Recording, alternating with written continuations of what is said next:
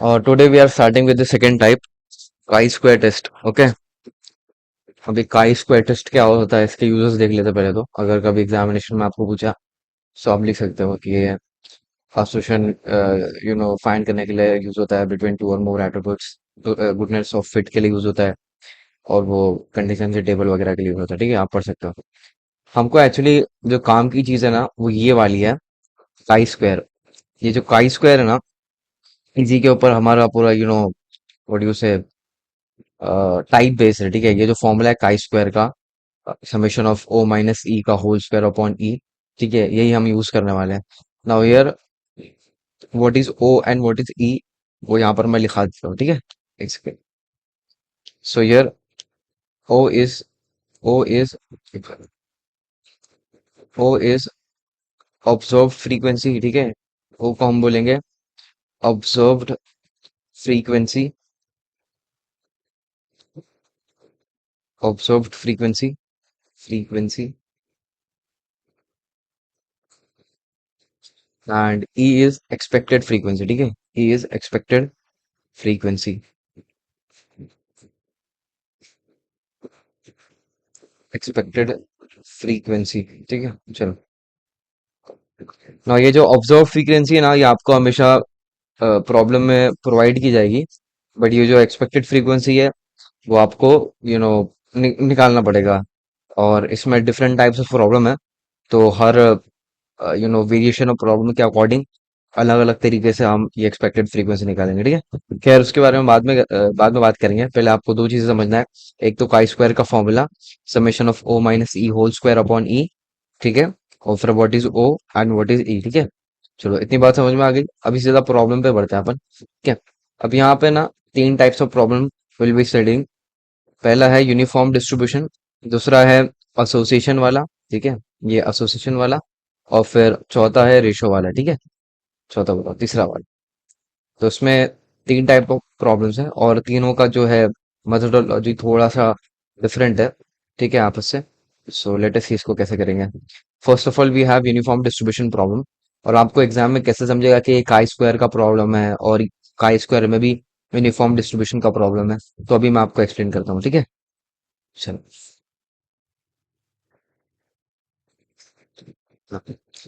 यहाँ पे उसने बोला the following table gives the number of accidents in a city during a week, find whether the accidents are uniformly distributed over a week using chi square. ठीक है, uniform word भी आ गया, और जो है काई स्क्वायर का मेंशन भी कर दिया गया।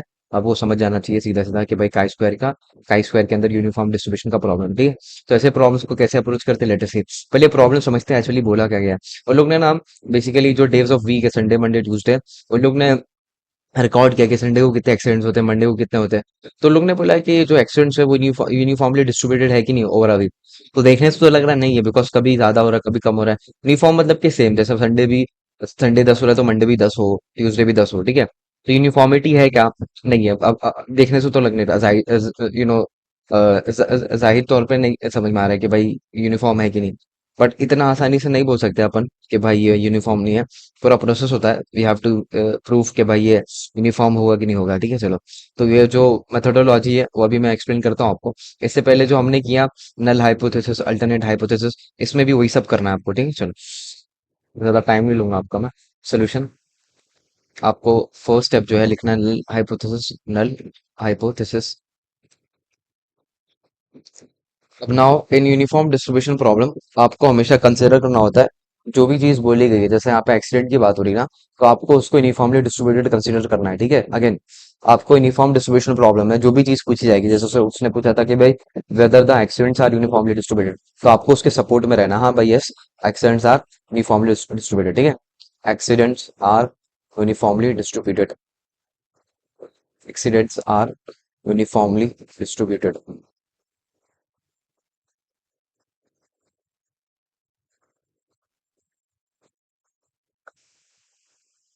तो अल्टरनेट हाइपोथेसिस क्या हो जाएगा? अल्टरनेट हाइपोथेसिस इसका जो है उल्टा हो जाएगा। ठीक है,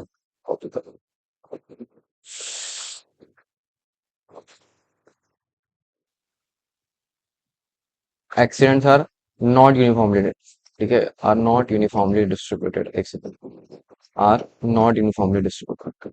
ठीक है, चलो।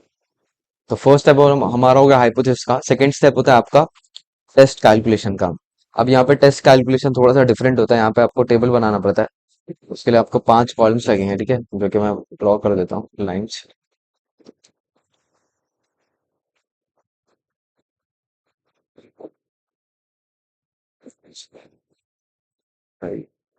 ठीक है,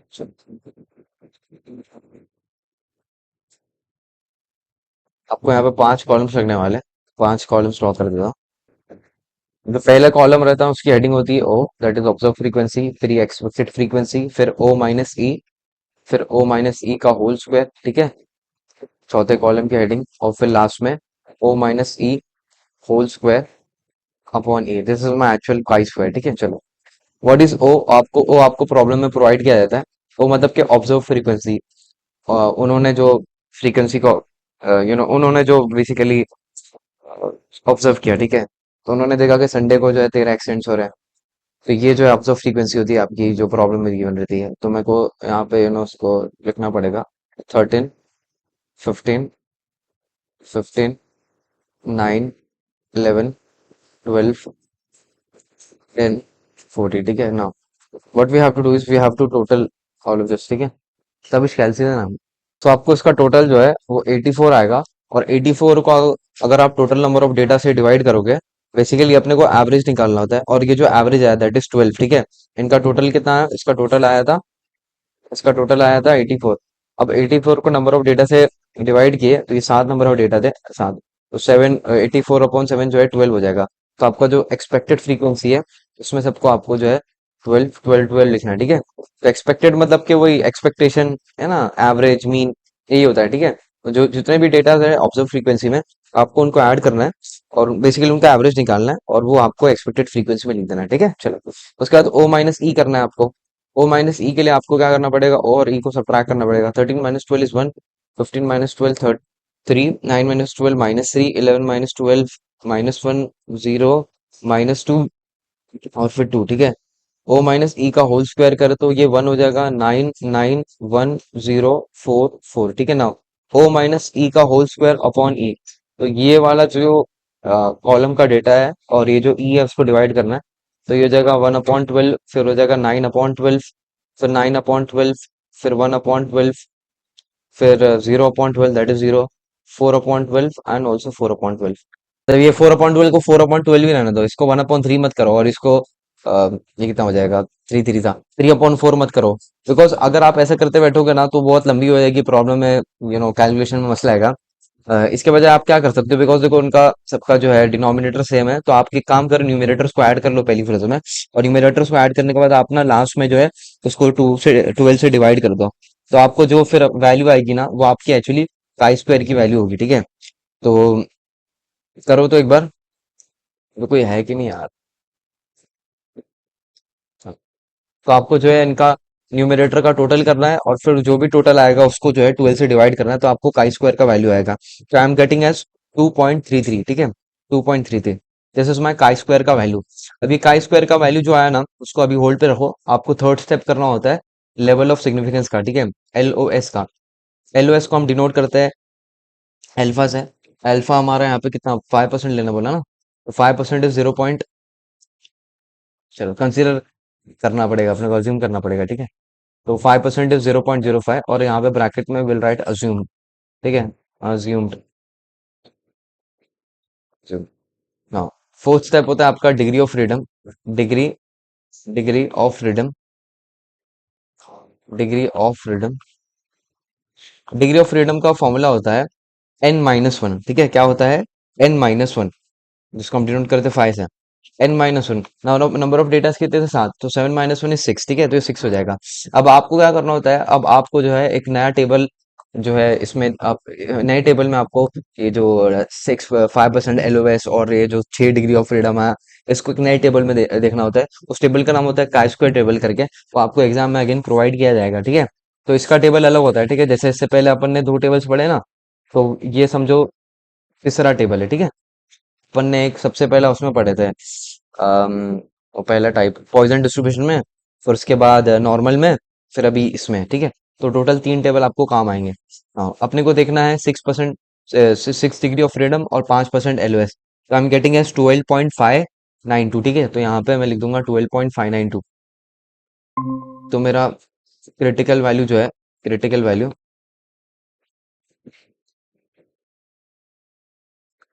जो मेरी क्रिटिकल वैल्यू है वो हो जाएगी। अच्छा, इसमें क्रिटिकल वैल्यू को जो है वो डिनोट करते हैं काई स्क्वायर अल्फा से, दैट इज 12.592। ठीक है ना, वी सी दैट कि जो हमारी क्रिटिकल वैल्यू है is greater than our test calculated value, तो हमारा डिसीजन जो है वो एक्सेप्ट हो जाएगा ना। अगर आपकी क्रिटिकल वैल्यू बड़ी है टेस्ट कैलकुलेटेड वैल्यू से, तो आपको डिसीजन को एक्सेप्ट करना पड़ता है। ठीक है, तो यहाँ पे जो हम लिखेंगे डिसीजन, डिसीजन, डिसीजन एक्सेप्टेड। तो क्या एक्सेप्ट किया अपन ने, अपन ने एक्सेप्ट किया कि जो एक्सीडेंट्स होंगे वो यूनिफॉर्मली डिस्ट्रीब्यूटेड होंगे। ठीक है, तो यहाँ पे लिख देना 10 accidents are uniformly distributed. 10 accidents, accidents, accidents कितना, accidents are distributed, distributed, distributed uniformly, distributed uniformly. क्या ओवर अ वीक था, मंथ था, वीक था ना, हाँ, ओवर अ वीक। ठीक है, distributed uniformly over a week.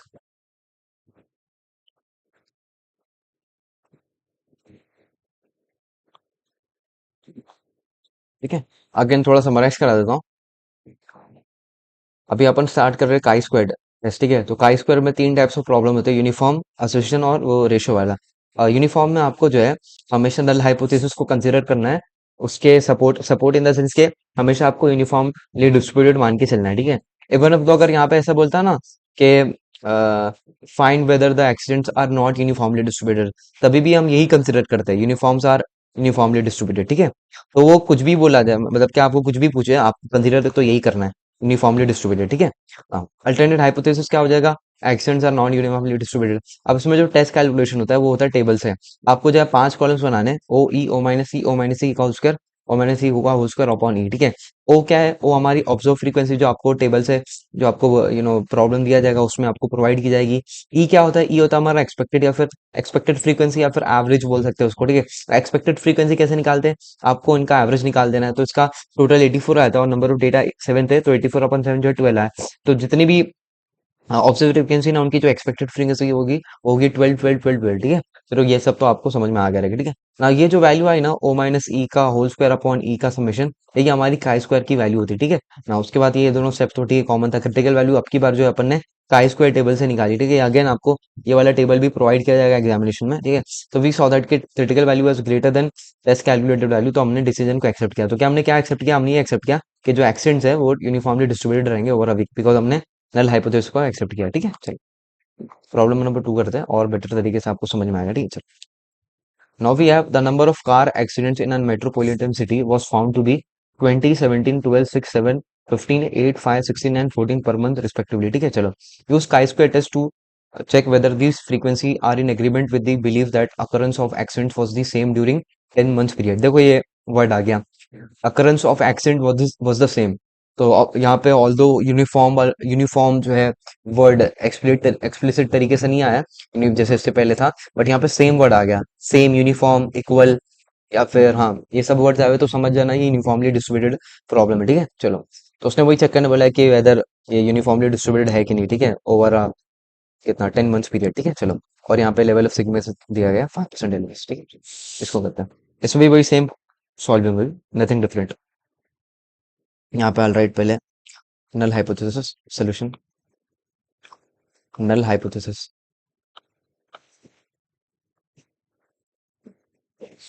Null hypothesis, null hypothesis क्या, नल हाइपोथेसिस में अपन मान के चलेंगे, यहाँ पर भी एक्सीडेंट्स की बात हो रही ना, तो अपन भी अपन बोलेंगे कि भाई यस, मतलब accidents are uniformly distributed over 10 months period, जो भी है। ठीक है, accidents are uniformly distributed, accidents, accidents are uniformly distributed और सेम। ठीक है, एक्सीडेंट्स आर सेम ड्यूरिंग, यहाँ पे सेम वर्ड आया तो सेम लिख दो। ठीक है, यूनिफॉर्म लिखोगे तो भी परेशानी नहीं। ठीक है, accident are same during 10 months period. ठीक है, तो हम अगेन मैं आपको बता देता हूँ, अपन ये null hypothesis based on problem नहीं ले रहे हैं। जबकि ऐसा ऐसा नहीं है कि जैसे इससे पहले बोला था कि यूनिफॉर्मली डिस्ट्रीब्यूटेड है क्या, और यहाँ पे जैसे बोला है कि सेम है क्या, तब अपन नल हाइपोथेसिस को वही कंसिडर कर रहे हैं जो प्रॉब्लम में दिया गया है। हाँ ठीक है, इसमें तो वैसे ही करना पड़ेगा, बट अगर कभी ऐसा भी बोला था ना कि check whether the accidents are not same during 10 months period, तभी भी हम यही कंसीडर करते हैं एक्सीडेंट्स आर सेम, ठीक है। तो अगर हमारा नल हाइपोथेसिस रिजेक्ट होता तो अपन ये एक्सेप्ट करते थे कि yes accidents are not same, मतलब कि उसकी बात को मान देते फिर ऐसा। तो मतलब अगर हमारा डिसीजन रिजेक्ट हो रहा है तो अपन ये रिजेक्ट नहीं कर रहे हैं उसकी बात को, जो प्रॉब्लम जो क्वेश्चन ने अपने को पूछा था, अपन इसको रिजेक्ट करते हैं नल हाइपोथेसिस को, ठीक है। तो आपको हमेशा कंसिडर यही करना है एक्सीडेंट्स आर सेम या फिर accidents are uniformly distributed during 10 months, ठीक है, period.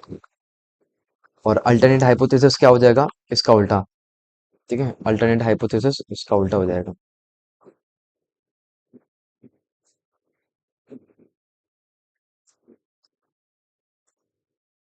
Alternate hypothesis accidents are not same, ठीक है, एक्सीडेंट्स आर नॉट सेम, ठीक है, उसकी मान एक्सीडेंट्स आर नॉट सेम। और second step is test calculation, ठीक है, second step is test calculation. तो टेस्ट कैलकुलेशन में के लिए आई नीड चार लाइंस लगेंगी ना, एक सेकंड, चार लाइंस के लिए एक ही लाइंस कॉपी कर लेता हूँ, एक मिनट, ये वाली बराबर, ठीक है। हाँ,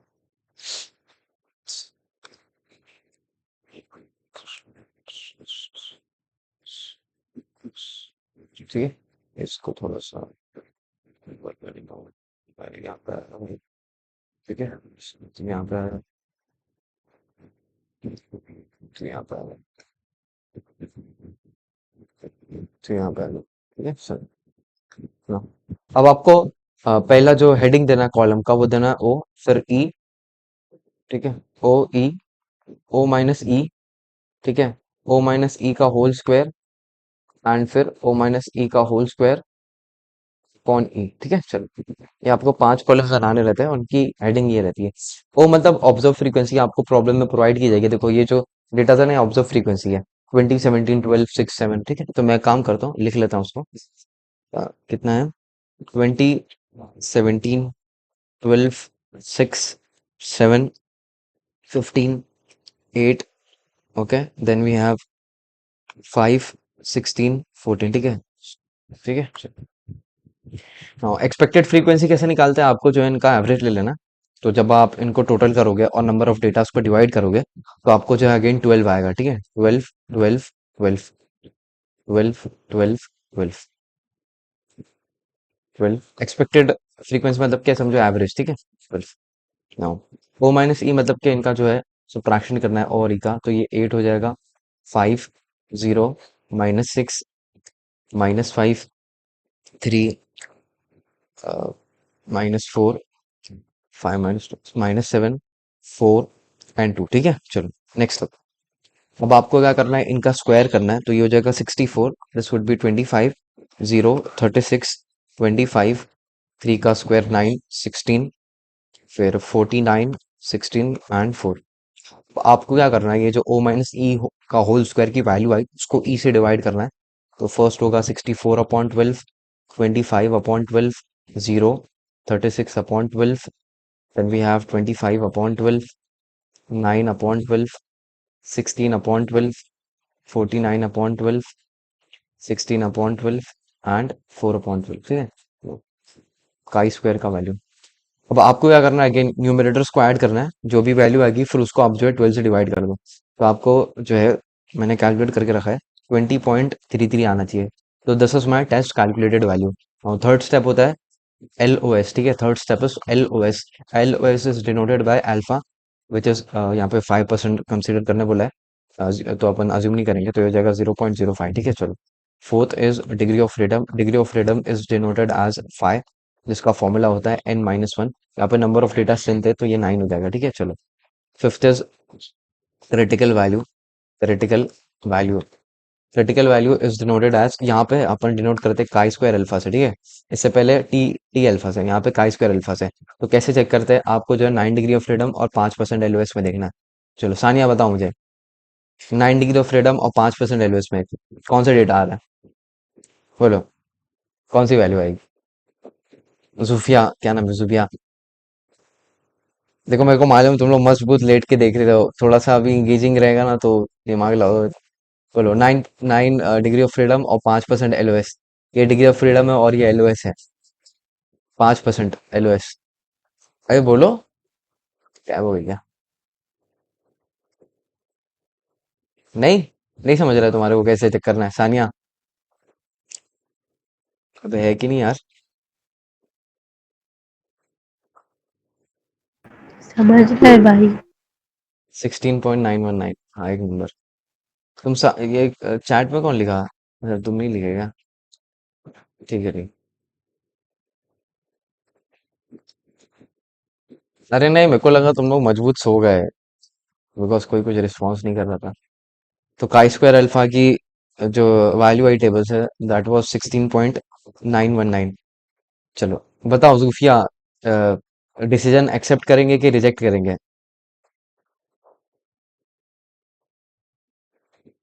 बोलो, डिसीजन एक्सेप्ट होगा कि नहीं एक्सेप्ट होगा? मैंने आपको क्राइटेरिया क्या बताया था डिसीजन एक्सेप्ट होने का और रिजेक्ट होने का? नहीं, खान सानिया तुम बताओ। गायब हो गई यार, सवाल पूछा तो गायब हो गई हो। ठीक है। तो भाई हूँ मैं। नहीं, उससे उसको बोल रहा हूँ मैं, सूफिया को। और डिसीजन एक्सेप्ट करेंगे कि रिजेक्ट करेंगे? और एक्सेप्ट क्यों करेंगे और रिजेक्ट क्यों करेंगे, बोलो। रिजेक्ट करेंगे ना, क्योंकि जो हम लोग ने हाँ ठीक है, कैलकुलेट ठीक है। किए वो बढ़। हाँ ठीक है, ठीक है, ठीक हाँ ठीक है, ठीक है। है। हाँ बरोबर। तो वी सी दैट के critical value was lesser than test calculated value, तो हमको डिसीजन को रिजेक्ट करना पड़ेगा, ठीक है। तो यहाँ पे लिखा जाएगा डिसीजन, डिसीजन। तुमने क्या वो माइक अटैच किया है क्या? क्लियर आवाज आ रही थी अभी, इससे पहले मर मर की आवाज आ रही थी। डिसीजन रिजेक्टेड, ठीक है चलो। तो हमने क्या रिजेक्ट किया? हमने ये रिजेक्ट किया कि जो एक्सीडेंट्स है वो यूनिफॉर्मली डिस्ट्रीब्यूटेड नहीं होंगे वो जो 10 मंथ्स के पीरियड में। तो आपको लिखना पड़ेगा 10 accidents was not same during 10 months period, ठीक है। तो आपको यहाँ पे ये जो है अल्टरनेट हाइपोथेसिस को उसको कॉपी कर लेना। ये चैप्टर पढ़ाना इतना कंटाला आता है ना मेरे को, बिकॉज वो सेम चीज वो जो है बार बार बार बार बार बार, दिमाग खराब हो गया मेरा, ठीक है चलो। पता नहीं आप लोग कैसे पढ़े नहीं। 10 accidents, accidents 10 accidents are not same during 10 months period, ठीक है चलो। Question number 3। क्वेश्चन नंबर 3 जो है यूनिक प्रॉब्लम, यूनिक तो नहीं बोल सकते, थोड़ा सा डिफरेंट प्रॉब्लम है। बिकॉज यहाँ पे अगर आप देखोगे ना, यहाँ पे अपन सॉल्व कर रहे यूनिफॉर्मली डिस्ट्रीब्यूटेड वाले प्रॉब्लम्स, और यहाँ पे आ गई बात डाई की, है ना। इसने बोला डाई वाज थ्रोन 132 टाइम्स और फलाना का ना test the hypothesis that the die is unbiased. तो आप बोलेंगे कि दानिश भाई इसको आपने यूनिफॉर्मली डिस्ट्रीब्यूटेड प्रॉब्लम में क्यों लिया, ठीक है। तो एक्चुअली कैसा मालूम है, ये भी एक काई स्क्वायर का एप्लीकेशन है, कि वो जो डाई की अनबायसनेस और बायसनेस को बताता है। बिकॉज देखो, डाई जो है वो होता है 6 वर्सेस बैलेंस्ड, मतलब कि इसके जो 6 साइड्स रहते हैं वो इक्वल होते हैं ना। तो अगर मुझे उसको प्रूव करना है, मतलब कि उसको यूनिफॉर्मली प्रूव करना है, मतलब कि अगर वो 6 साइड्स इक्वल है उसके, अगर मैं एक डाई लेता हूँ जो कि अनबायस्ड है, अनबायस्ड, तो उसका मतलब यही है ना कि उसके जो 6 साइड्स हैं, जो जो भी 6 साइड्स होंगे वो इक्वल होंगे। इक्वल होंगे का मतलब कि यूनिफॉर्मली डिस्ट्रीब्यूटेड होंगे। तो ये भी एक्चुअली उसका ही प्रॉब्लम है, नहीं समझे। उसके जो 6 के 6 फेसेस है वो इक्वल, इक्वल होंगे तभी वो अनबायस होगा ना। और इक्वल हो गए तो मतलब वो यूनिफॉर्मली डिस्ट्रीब्यूटेड हो गए, ठीक है। तो बेसिकली ये भी हमारा यूनिफॉर्मली डिस्ट्रीब्यूटेड का ही प्रॉब्लम बन जाता है, बिकॉज यहाँ पे भी अपन डाई की अनबायसनेस चेक करना, मतलब कि डाई को अपन यूनिफॉर्मली डिस्ट्रीब्यूटेड बता रहे हैं, ठीक है, उसके 6 साइड्स को। तो यहाँ पर अगर कभी आपको डाई वाला प्रॉब्लम आ गया तो भी आप उसको इससे यूनिफॉर्मली डिस्ट्रीब्यूटेड का जो प्रॉब्लम उससे अप्रोच करोगे, ठीक है ऐसा। तो इसमें एक्चुअली हुआ क्या मालूम है, वो जो एक डाई है उसको 132 बार उन लोगों ने फेंका है, और उन लोगों ने नोटिस किया है कि वन इतने, नोटिस किया, फिर उन लोगों ने नोट किया है कि वन कितनी बार आता है, फ्रीक्वेंसी मतलब number of times one is occurring, फिर टू, फिर थ्री, मतलब और फिर टोटल इनका। तो सबसे ज्यादा जो है कितना, 5 जो है 29 बार आया, ठीक है, आउट ऑफ 132 टाइम्स। तो अपने को क्या करना है, अपने को चेक करना है कि डाई जो है अनबायस है कि नहीं, ठीक है चलो। That's the hypothesis that the die is unbiased, ठीक है। हाँ बोलो, अभी कुछ पूछ रहे थे अभी। दानिश भाई, डाई होता है कि डाइस होता है? डाई, डाई, डाई एक है। सिंगल डाई होगा ना। पता नहीं, डाइस भी बोलते होंगे उसको, हो ठीक सकता है। है। Null hypothesis. तो नल हाइपोथेसिस में अपन क्या मान के चलते हैं कि हमारा जो वर्ड्यूस है, इससे पहले जैसे एक्सीडेंट था यूनिफॉर्मली डिस्ट्रीब्यूटेड, तो यहाँ पे अपन क्या मान के चलेंगे कि डाइस अनबायस्ड। डाइज अनबायस्ड मतलब के डाई जो है फेयर है मतलब कि वो यूनिफॉर्मली डिस्ट्रीब्यूटेड है, मतलब उसके जो 6 फेसेस है वो यूनिफॉर्मली डिस्ट्रीब्यूटेड है, ठीक है, ऐसा। तो मे बी वर्डिंग चेंज हो सकती है, बट कंसेप्ट वही रहेगा, ठीक है, यूनिफॉर्मली डिस्ट्रीब्यूटेड, सेम, इक्वल, ठीक है। चल, तो यहाँ पे आपको लिखना पड़ेगा द डाइज अनबायस्ड। अगेन यहाँ पर ना हम नल हाइपोथेसिस यही कंसिडर करे होते हैं, मतलब वेदर अगर यहाँ पर ऐसा भी होता ना, test the hypothesis that the dies not biased, not biased नहीं बोलेंगे, दैट द डाइज बायस्ड, अगर ऐसा भी बोला था ना कि test the hypothesis that the die is biased, तभी भी हम यही नल हाइपोथेसिस लिए होते हैं, the die is unbiased, because uniformly distributed problems में हम नल हाइपोथेसिस जो रहते हैं हम उसमें सपोर्ट में रहते हैं यूनिफॉर्म डिस्ट्रीब्यूशन के। समझ रहे हो मेरी बात को?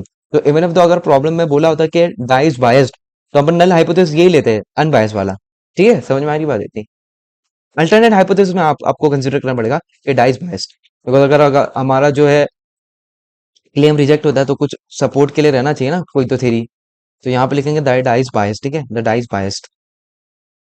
तो इससे पहले वाले प्रॉब्लम्स की तरह ही है एक्चुअली है, बस यहाँ पे जो है डाई की बात कर रहे हैं, ठीक है, the dice biased, not fair,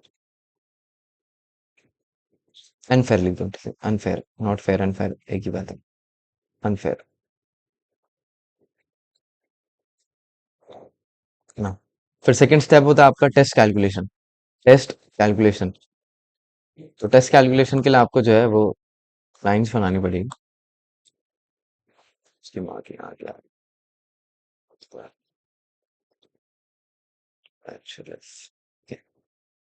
इसके पहले वाली बात है, इसमें साफ डेटा आ गए थे ना, इसमें आ जाएंगे।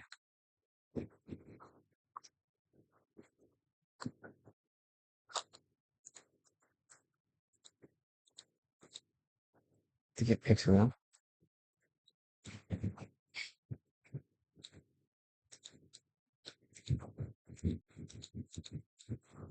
अभी तक तो बना रही होगा इसको, एक मिनट।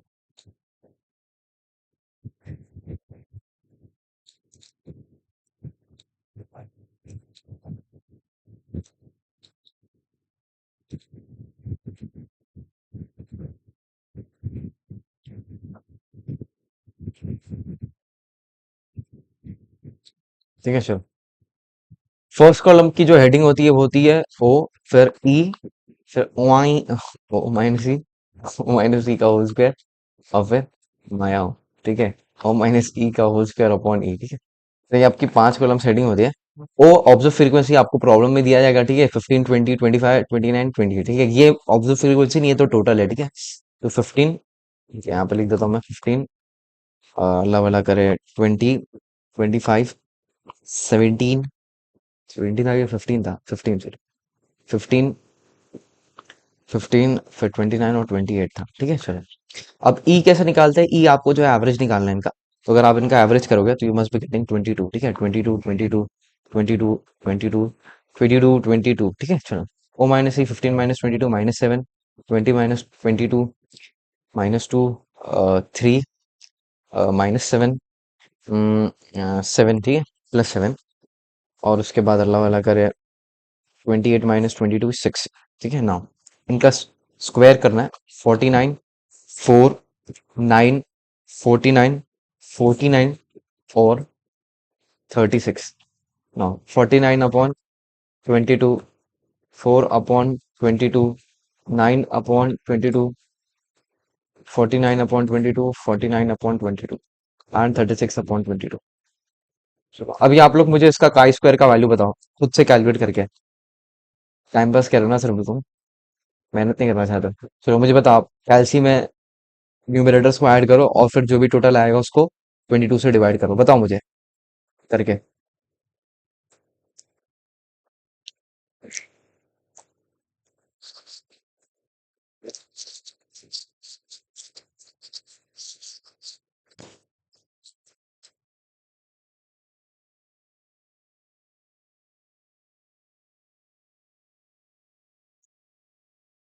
बोलो बे, डांट दूंगा कस के अभी, डांट दूंगा कस के।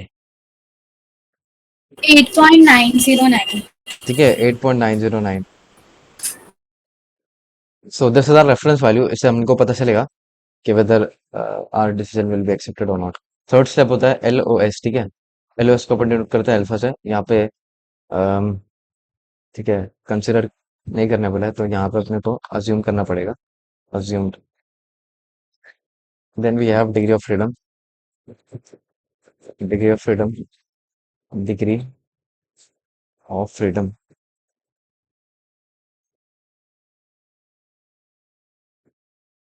डिग्री ऑफ फ्रीडम, फ्रीडम को डिनोट करते हैं फाइव से, जिसका फॉर्मूला था एन माइनस वन।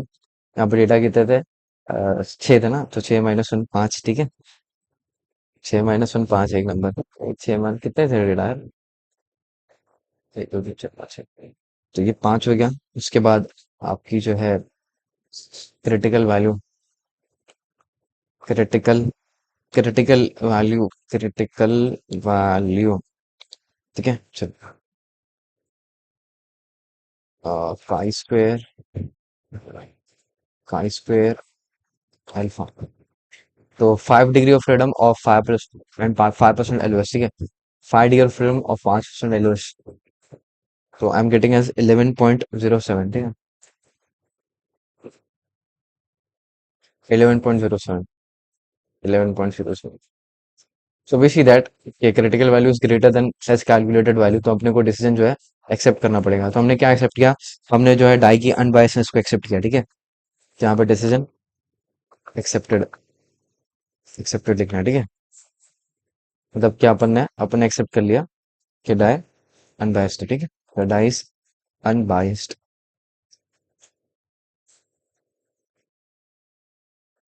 अगर यहाँ पे एक और चीज आपको मतलब मैं आपको जो है वापस से रिपीट कर देता हूँ। प्रॉब्लम में अगर ऐसा भी पूछा था ना कि test whether the die is biased, यहाँ पे अगर ऐसा भी पूछा था ना test whether the die is biased, तभी भी आपको अजम्पशन यही रहेगा आपका कि डाई इज अनबायस्ड, ठीक है। तो we don't change our assumption based on question. हम हमेशा अजम्पशन यही लेते हैं, यूनिफॉर्मली डिस्ट्रीब्यूटेड, सेम, इक्वल, ठीक है। चलो, तो यहाँ से हमारा यूनिफॉर्मली डिस्ट्रीब्यूशन वाला प्रॉब्लम्स खत्म होता है। इसके बहुत सारे पीवाईक्यूज है, आप देख सकते हो उसको, सारे एक जैसे ही है, ठीक है। देखो, the following table gives the number of accidents occur during the various days of the week, find whether the accidents are uniformly distributed. वो ये सब है, ठीक है। दाएं वाला तो करा मैंने। फिर 300 डिजिट्स फिर choose an at random from a table, और फिर वो उसकी फ्रीक्वेंसी गिवन है, वही आपको काई स्क्वायर से करना है। फिर यहाँ पर भी सेम, ठीक। तो आप कर सकते हो। अपन करते हैं अभी second type of problems, association वाले, ठीक है। अब एसोसिएशन वाले प्रॉब्लम्स पहले एग्जाम में ज्यादा आते थे, बट अभी रिसेंट एग्जामिनेशन में रेशो और इसमें से आ रहा है, यूनिफॉर्म वाले में से, ठीक है। इसमें से कम आता है अभी, बट फिर भी इंपॉर्टेंट है, तो उसके अपन ज्यादा प्रॉब्लम्स करेंगे ना। एसोसिएशन वाले प्रॉब्लम्स में आपको ऐसे डेटा दिया जाता है, ठीक है। आपको एक कंटीजेंसी टेबल दिया जाता है, जिसमें आपको दो वेरिएबल्स के बीच में रिलेशन दिया जाता है। जैसे यहाँ पे अभी फॉर एग्जाम्पल ये फादर का डेटा है, जो हमारी कॉलम है वो फादर के लिए है, और जो हमारी रो है वो सन के लिए, ठीक है। तो father is making heading for, ठीक है, father is making heading for जिस कॉलम्स, और ये जो सन जो है वो हमारी रो की हेडिंग बना रहे हैं। तो लोग ने बोला जब फादर की और सन की दोनों की आंख जब डार्क डार्क होती है, तो इतने नंबर आते हैं। मतलब कि बेसिकली उन्होंने कुछ सर्वे किया रहेगा, हाँ, investigate the association between the darkness of eye current in father and son, ठीक है, फ्रॉम द फॉलोइंग डेटा। मतलब कि हजार लोगों ने, मतलब हजार लोगों के ऊपर उन लोगों ने इन्वेस्टिगेशन किया, एंड दे फाउंड आउट कि जब बाप की भी और बेटे की भी दोनों की भी आंख डार्क होती है, तो ऐसे 48 लोग हैं। और फिर बाप की डाक नहीं है और बेटे की डाक है, तो ऐसे 90 लोग हैं। और फिर उन्होंने बाकी भी देखा, ठीक है, ऐसा। तो बेसिकली ये जो है हमारा कंटीजेंसी टेबल रहता है। तो जब ऐसे टेबल आवे है ना, दो वेरिएबल्स के बीच में रिलेशन पूछा है, एसोसिएशन पूछा है, तो आपको ये एसोसिएशन वाले प्रॉब्लम्स के हिसाब से करना होगा, ठीक है। तो इनका अप्रोच थोड़ा सा डिफरेंट होता है, तो लेट अस सी इसको कैसे करते हैं, ठीक है। चलो, सॉल्यूशन आपको यहाँ पे लिखना है नल हाइपोथेसिस पहले, नल हाइपोथेसिस। अब इसमें ना एसोसिएशन वाले प्रॉब्लम में ये कभी भी एसोसिएशन नहीं मानता है, ठीक है, कभी भी। तो यहाँ पे आपको लिखना है there is no association, there is no association, association between, between the two. कौन बिटवीन द टू? ये जो बाप की आंख और वो बेटे की आंख का कलर, ठीक है। There is no association between the two. तो हमेशा यही कंसिडर करना है आपको, ठीक है। इसमें ये खिलाफ रहता है, ठीक है, एसोसिएशन के खिलाफ रहता है ये। या एसोसिएशन नहीं मानता है, रिलेशन नहीं मानता, ठीक है चलो, बट अल्टरनेट हाइपोथेसिस में मानता है। और ये भी regardless of the what problem is asking. अगर यहाँ पे देखो, यहाँ पे क्या बोला है, इन्वेस्टिगेट द एसोसिएशन, ठीक है, तो यहाँ पे एसोसिएशन बोला है और यहाँ पे अपन नो एसोसिएशन लिख रहे हैं, ठीक है। तो यहाँ पर भी regardless of the problem what they are asking, आपको कंसिडर यही करना है हमेशा। जो भी दो या फिर दो से ज्यादा एट्रीब्यूट्स रहेंगे, उसमें आपको ये लिखना है there is no association between two, ठीक है ऐसा।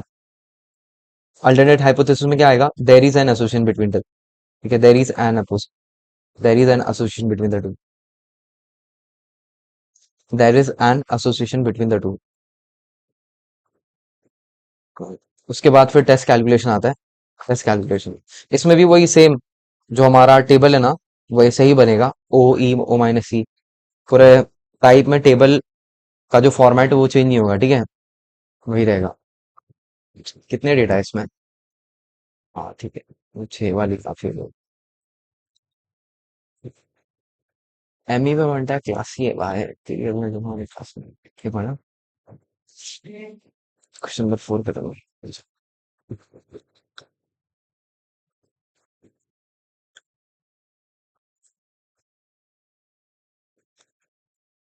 और पूरा बेबी हाय बेबी।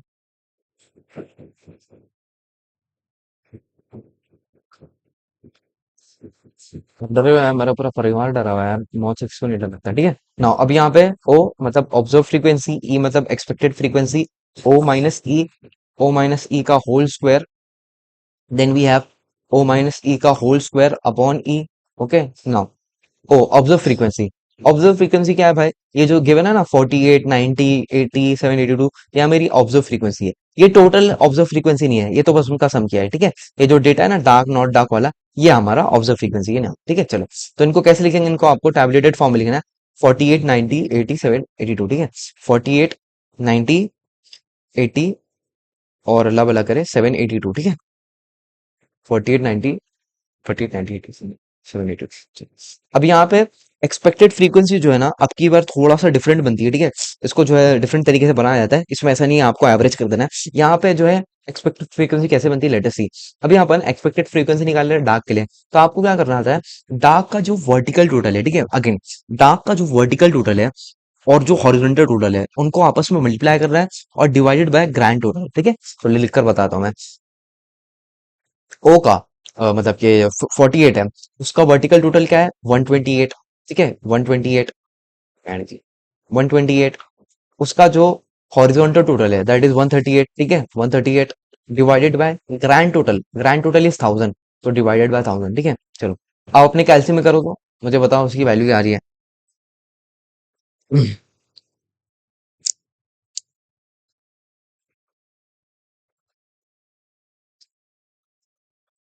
176.64। हाँ तो उसको अपन 18 कंसिडर कर सकते हैं, ठीक है, तो आपको अप्रोक्स लेना होता है, ठीक है। तो अपन ने है इसको 18 कैसे, 17, 176 ना पॉइंट बाद में। अबे 1000 है 1000, अच्छा 1000 है, सॉरी। ठीक है। तो 17.6 को अपन ने 18 कंसिडर कर लिया, ठीक है, और हमेशा आपको राउंड ऑफ वैल्यू लेनी है, ठीक है चलो। अब आपको बाकी के लिए भी ऐसे ही करना है क्या, 90 के लिए vertical total horizontal total upon grand total, yes कर सकते हो। बट आपको मैं एक ट्रिक बताता हूँ, कैसी ट्रिक, देखो अपन ने देखा 48 का जो एक्सपेक्टेड फ्रीक्वेंसी आया वो आया 18, तो आपको अभी बैलेंस आउट करना है। कैसे बैलेंस आउट करना है, देखो टोटल क्या है इनका, मतलब कि बेसिकली ये जो मतलब बेसिकली ऐसे ही होता है कि जो हमारी ऑब्जर्व फ्रीक्वेंसी है उनका भी टोटल 138 आता है, और इसका भी जो फ्रीक्वेंसी होगा ना उनका टोटल भी 138 ही आएगा, मतलब ये बैलेंस ही होता है। तो आप एक काम कर सकते हो, इसका निकालने के लिए क्या करो, 138 को 18 से माइनस कर दो, तो आपको इसकी ऑब्जर्व फ्रीक्वेंसी की एक्सपेक्टेड फ्रीक्वेंसी मिल जाएगी। मतलब कि ये 138 माइनस 18 करोगे तो आपको मिल जाएगा कितना, 120। समझ रहे हो मेरी बात को, तो अपन ने क्या किया, अपन ने वैसा भी कर सकते था आप, वो वर्टिकल और हॉरिजॉन्टल वाला, बट मैं तो रिकमेंड करूंगा वैसा नहीं करना, आप एक ही फाइंड करना भाई। बिकॉज अगर फॉर एग्जांपल ऐसा आया 120.8 समथिंग, तो आप 121 ले लोगे, तो 121 ले लिए तो प्रॉब्लम फिर आपका रॉन्ग हो जाएगा, वाई, बिकॉज 121 एक्सपेक्टेड फ्रीक्वेंसी आई 90 की और ये 18 थी, तो इनका टोटल जो है 139 हो रहा है, तो वो गलत है। तो अगर आपने एक को अप्रॉक्स ले लिया ना, तो बाकी को आप फिर बैलेंसिंग कर दो, ठीक है यहाँ से।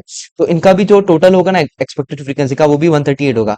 तो इनका टोटल 138 था, तो 138 को अपन ने 18 से सब्ट्रैक्ट किया, तो अपने को 90 की एक्सपेक्टेड फ्रीक्वेंसी मिली है। अच्छा फिर 80 की निकाल सकते हो कैसे, आप जो है 128 को 18 से माइनस कर दो, कितना होगा 110, तो इसका जो है एक्सपेक्टेड फ्रीक्वेंसी 110 आ जाएगा। फिर आपको जो है 872 को 90 से सब्ट्रैक्ट करना है, कितना होता है भाई देखो 872 को, अभी नीच लोग देखो ना यार, 872 है कि 862 है यार वो, एक मिनट यार, मेरे बुक में 872 गिवन है, यहाँ पे 862, इसको 862, अच्छा यहाँ पे 862, चलो ठीक है, 872 को आप 90 को 90 से सब्ट्रैक्ट करो, देखो आपको क्या आ रहा है 872 को 90 के साथ। बट 90 के साथ क्यों, 120 के साथ ना? हाँ एक्सपेक्टेड फ्रीक्वेंसी 120 है ना, अच्छा मैं 90 बोल रहा हूँ क्या, 120 के साथ, तो कितना आएगा ये 672, 772, और फिर 752। ठीक है, तो इसकी जो एक्सपेक्टेड फ्रीक्वेंसी है वो 752 है, ठीक है। तो आपको अभी बाकी का सारों का लिख लेना, ठीक है, ऐसा 18, फिर 120, और उनको भी आपको बैलेंसिंग करके देखना है, वो भी सेम ही आएंगे, मतलब यहाँ पर भी आप देखोगे ना 110 और 752 को ऐड करोगे तो 862 ही आएगा, ठीक है। चलो, फिर वी हैव 80 के लिए क्या है, 80 के लिए 110 है, ठीक है, 110, और फिर 782 के लिए 752 है, ठीक, चलो। तो आपका ऑब्जर्व, और इनका भी टोटल करोगे तो आपको ग्रैंड टोटल इतना ही आएगा 1000, ठीक है। चलो, ओ माइनस ई तो बहुत सिंपल है, 48 माइनस 18 होगा 30, ये माइनस 30, फिर ये माइनस 30, और ये 30, ठीक है। अच्छा मैंने यहाँ पे वो जो 90 बोला था, 90 नहीं लेना एक्चुअली, ये एक्सपेक्टेड फ्रीक्वेंसी आपको सबट्रैक्ट करना होता है, ठीक है। मैं एक्चुअली बुक में देख रहा था ये 872 है कि 862, ठीक है, तो यहाँ पर 862 था और यहाँ पे 872 था, ठीक है, ये करेक्ट है। तो आपको हमेशा एक्सपेक्टेड फ्रीक्वेंसी को ही सबट्रैक्ट करना है, जैसे अपन ने देखा कि यहाँ पे ये 18 था और ये 128 था, तो 128 को आप 18 से सबट्रैक्ट करोगे तो आपको 80 का एक्सपेक्टेड फ्रीक्वेंसी मिल जाएगा। फिर इनका स्क्वायर करना है, 900 900 900, ठीक है ना, ओ माइनस ई का होल स्क्वायर अपॉन ई, तो ये हो जाएगा 900 अपॉन 18, ठीक है। यहाँ पे आपको मेहनत करनी पड़ेगी, 900 अपॉन 120, फिर 900 अपॉन 1110, सॉरी 110 तो एक 1110 हो जाएगा, ठीक है। चलो, फिर 900 अपॉन 752, चलो ये भी कैलकुलेट करके मुझे बताओ काई स्क्वायर का वैल्यू।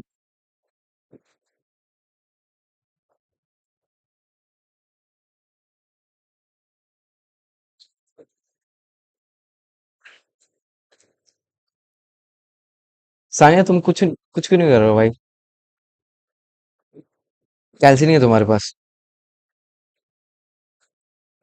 नहीं भाई, मेरी आवाज बैठी हुई है ना चलो अच्छे ठीक से। है, कोई मसला नहीं, कोई मसला नहीं, मस्त एक्टिंग करो, सॉरी। अरे बोलो यार जुफिया, तुम्हारी तो आवाज खड़ी है ना। क्या बोल रहे हो? क्या क्या पूछ रहे अरे हो? भाई ये इसका आंसर बताओ मुझे, 900 अपॉन 18 प्लस 900 अपॉन 120, तुम लोग से नहीं होगा, ठीक है, मैं एडमिट कर, इसका आपका आंसर नहीं आएगा हो जाएगा 60, मेरे से, ठीक है ना? 66 अबे यार। 66.87, ठीक है। चलो, तो अपने को टेस्ट कैलकुलेटेड वैल्यू मिल गया, अभी आपको थर्ड स्टेप जो है एलओएस लिखना है, एलओएस जो है 0.05, उसके बाद डिग्री ऑफ फ्रीडम DOF।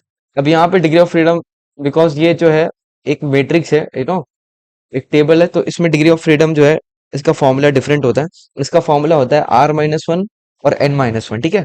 तो यहाँ पे आप N-1 नहीं करते हो, यहाँ पे आप जितनी रोज है और जितने कॉलम्स है उनको 1 से सब्ट्रैक्ट करते हो, उनको मल्टीप्लाई करते हो। तो यहाँ पे फॉर्मूला होता है इसका फाइ का, R-1 number of rose into C-1, ठीक है। तो ये जो कंटीजेंसी टेबल वाले प्रॉब्लम्स रहते हैं ना, उनमें आपको डिग्री ऑफ फ्रीडम का ख्याल रखना है, मतलब बेसिकली ये एसोसिएशन वाले प्रॉब्लम्स में इनका डिग्री ऑफ फ्रीडम का फॉर्मूला होता है R-1 इंटू C-1, ठीक है। तो आर कितनी रोज थी, एक दो, और कॉलम्स कितने थे, एक दो, तो 2-1 इंटू 2-1 दैट इज 1 इंटू 1, तो ये 1 हो जाएगा, ठीक है। चलो यहाँ पे लिख लेता हूँ आपके लिए, 2-1 इंटू 2-1, तो ये 1 हो जाएगा। नो, फिफ्थ फिफ्थ स्टेप होता था हमारा क्रिटिकल, काम नीचे नीचे लिखा ना उसका, फिफ्थ स्टेप होता है क्रिटिकल वैल्यू, इसका फॉर्मूला होता है काई स्क्वायर अल्फा, ठीक है। फॉर्मूला बोल रहा है, उसको डिनोट करते हैं काई स्क्वायर अल्फा से। नाउ 1 डिग्री ऑफ फ्रीडम और 5% LOS, ठीक है। 1 डिग्री ऑफ फ्रीडम, अभी ये क्या कर दिए, 5% LOS 3.8431, ठीक है, 3.8431। नाउ तो we see that critical value is less than test calculated value, तो हमारा डिसीजन जो है वो रिजेक्ट हो जाएगा, डिसीजन रिजेक्टेड। तो क्या रिजेक्ट किया? अपन ने अपना नल हाइपोथेसिस रिजेक्ट कर दिया और अल्टरनेट हाइपोथेसिस को एक्सेप्ट किया। अल्टरनेट हाइपोथेसिस क्या थी? अल्टरनेट हाइपोथेसिस थी कि there is an association between the two, because of course रहता ही है ना कि भाई पब्लिक बोलती है कि ये बेटे की बाप, अरे वो बोलता है ना, अरे बाप लंबा है तो बेटा भी लंबा है, बाप। बेटा बाप पे गया है। हाँ वही। बस देयर इज एन एसोसिएशन, यहाँ कॉपी कर लेता हूँ।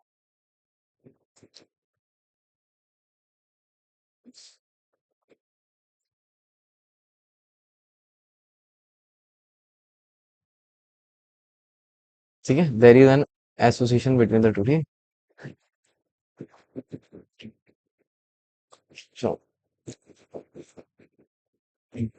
Question number 5, based on the following data determine if there is a relation between the literacy and smoking. ठीक है, तो यहाँ पर भी देखो कंडीशन टेबल दिया गया है, इसमें भी दो वेरिएबल्स है आपके, एक लिटरेट्स है और स्मोकर्स और नॉन स्मोकर्स है। ठीक है, चलो, तो यहाँ पर भी आपको जो है यू नो रिलेशन फाइंड करना है, एसोसिएशन फाइंड करना है। ठीक है, लिटरेसी और स्मोकिंग में। ठीक है, तो यहाँ पे हमारे दो वेरिएबल्स लिटरेसी और स्मोकिंग है। अच्छा, यहाँ पे ना टोटल नहीं गिवन है, बट आप यहाँ पे बना लो टोटल, कभी कभी टोटल नहीं देता। तो 83 प्लस 45 करोगे तो कितना होगा देखो। एक तो एक कैलसी ने मेरी आदत खराब कर दी है भाई। 128 होता है ना, 128 और 57 68 कितना होगा? कितना होगा ये? 125। ठीक है, और फिर ये वर्टिकल टोटल। ठीक है, ये वाला दो टोटल होता है ना, एक हॉरिजॉन्टल होता है और एक वर्टिकल वाला। 60 बोला, 83 प्लस 57 कितना होगा? 140। ठीक है, 140।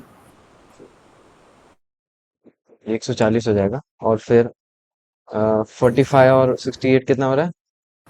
100, 113। 113 ना। और ग्रैंड टोटल यहाँ पे आ जाएगा। ठीक है, ऐसा चाहिए तो ऐसा बना लो। ठीक है, ये ग्रैंड टोटल हो जाएगा, कितना आ रहा है? 120 और 125 को ऐड करोगे। 506। ठीक है, 506, और इनको भी ऐड करने से 506 ही आ रहा है ना, 140 और 113 को। है मतलब मैंने पूरा सबको ऐड कर दिया। क्या? चुप पागल। अबे इसको, अरे मतलब 128 और 125 ऐड करोगे तो कितना बनेगा? 253 बनेगा ना।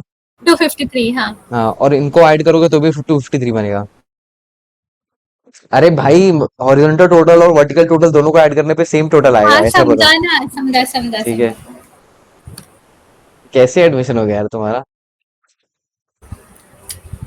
रिजवी है। हम्म, ठीक है, 253 इज आवर ग्रैंड टोटल। ठीक है, ग्रैंड सैल्यूट नाउ। चलो, काम काम पे लग जाता है।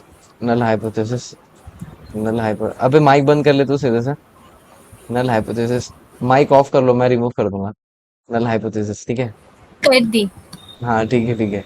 अरे बंद करो भाई। हाँ, नल हाइपोथेसिस अपन बिकॉज एसोसिएशन वाला प्रॉब्लम कर रहे हैं, तो एसोसिएशन वाले प्रॉब्लम में वो बोलता है कि भाई हम कभी नहीं मानेंगे एसोसिएशन है। ठीक है, तो अपन यहाँ पे बोलेंगे there is no association, there is no relation between literacy and smoking, मतलब कि जो पढ़े लिखे हैं वो स्मोकर होंगे और जो पढ़े लिखे नहीं है वो नॉन स्मोकर होंगे, इनका आपस में कोई रिलेशन नहीं। ठीक है, वो पूरा डिपेंड करता है दोस्तों पे। ठीक है, अगर दो सिगरेट पीते तो आप भी पियोगे। ठीक है, तो इससे जाहिल और आलिम का कुछ फर्क नहीं है। ठीक है, इसमें नल हाइपोथेसिस में अपन क्या कंसीडर करेंगे? There is no relation between, there is no relation between, because देखो एक आई 18 भी सिगरेट पीता और एक अपना रिजवी वाला भी सिगरेट पीता, मतलब कि लिटरेसी और नॉन लिटरेसी में फर्क नहीं है, समझ रहे हो? There is no relation between between. मैं बोलने जा रही थी साबू वाला भी पीता होगा। ठीक है, अभी बंद कर लो तो माइक, बिटवीन द टू। ठीक है, और इसमें इसमें देयर इज एन एसोसिएशन। ठीक है, अल्टरनेट हाइपोथेसिस में।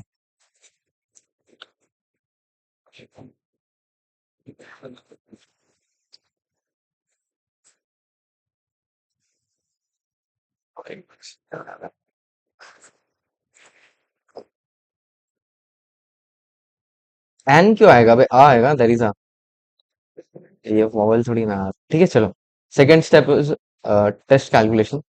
टेस्ट कैलकुलेशन, टेस्ट कैलकुलेशन के लिए वी नीड 5 कॉलम्स, और उसके लिए वी नीड ये रोस्ट।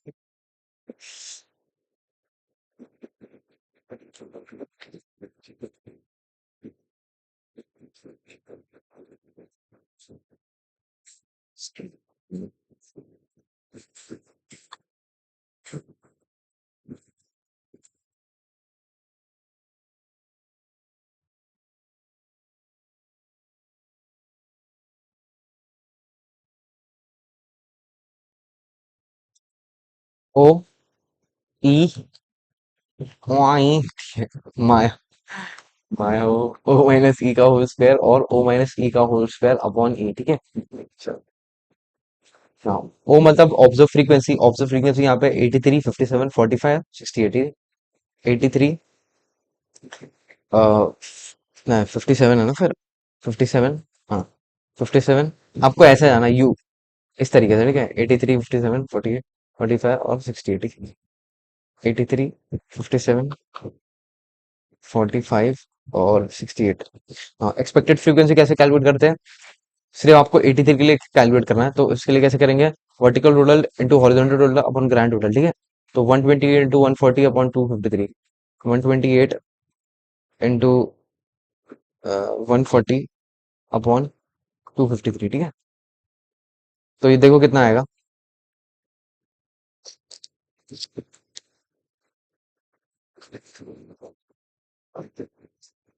अरे बोलो बे। 70.83।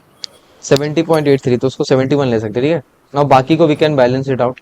और आप अपने जो क्वेश्चन पेपर है ना, उसमें भी यही करना, ठीक है। तो ये 71 आया ना, तो 71, 128 को 71 से सब्ट्रैक्ट करो तो आपको 45 का एक्सपेक्टेड फ्रीक्वेंसी मिल जाएगा। तो कितना आएगा वो? कुछ 50 आएगा क्या? 57, 57। 57, ठीक है। उसके बाद फिर इसके लिए करो तो देखो, ये 71 है और ये 140 है, तो 140 को 71 के साथ सब्ट्रैक्ट करोगे तो आपको 57 का एक्सपेक्टेड वैल्यू मिल जाएगा, एक्सपेक्टेड फ्रीक्वेंसी। 140 को 69। क्या? 69। ठीक है 69, और फिर 113 को 57 के साथ सब्ट्रैक्ट करो तो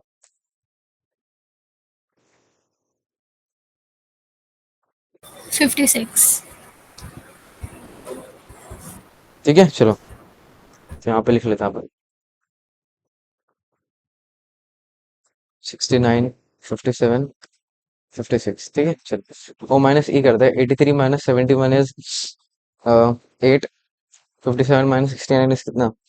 903, 12, 45 माइनस 57, 12 माइनस 12, और 68 माइनस 56 इज प्लस 12, ठीक है। हाँ, अब आपको जो है स्क्वायर करना है 64। एक मिनट यार, 83 माइनस 71,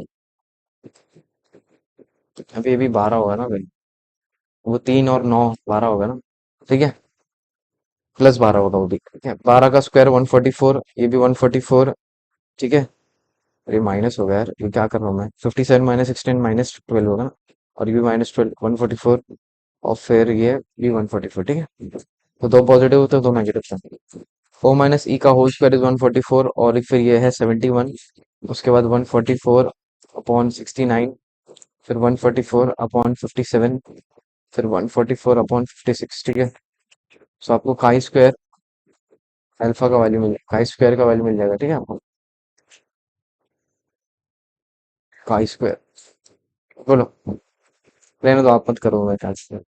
69, 57, 56, तो आई एम गेटिंग एज 9.213, ठीक है। So this is my test calculator value.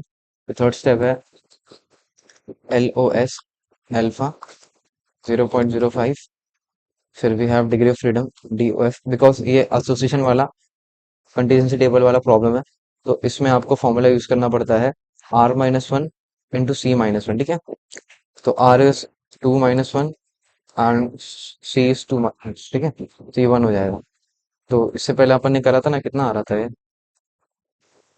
3.8431, ठीक है। सही में इतना ही आ रहा था। 4-1 है, यहाँ पे 3-1 क्यों लिखा हूं मैंने? 4-1,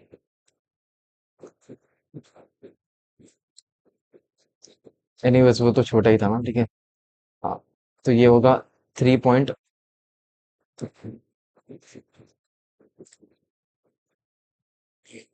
क्रिटिकल वैल्यू दैट इज काई स्क्वायर अल्फा 3.841, ठीक है। तो डिसीजन डिसीजन क्या होगा, रिजेक्ट होगा एक्सेप्ट होगा, बिकॉज ये बड़ा है ना, तो ये रिजेक्ट हो जाएगा, ठीक है, डिसीजन रिजेक्टेड।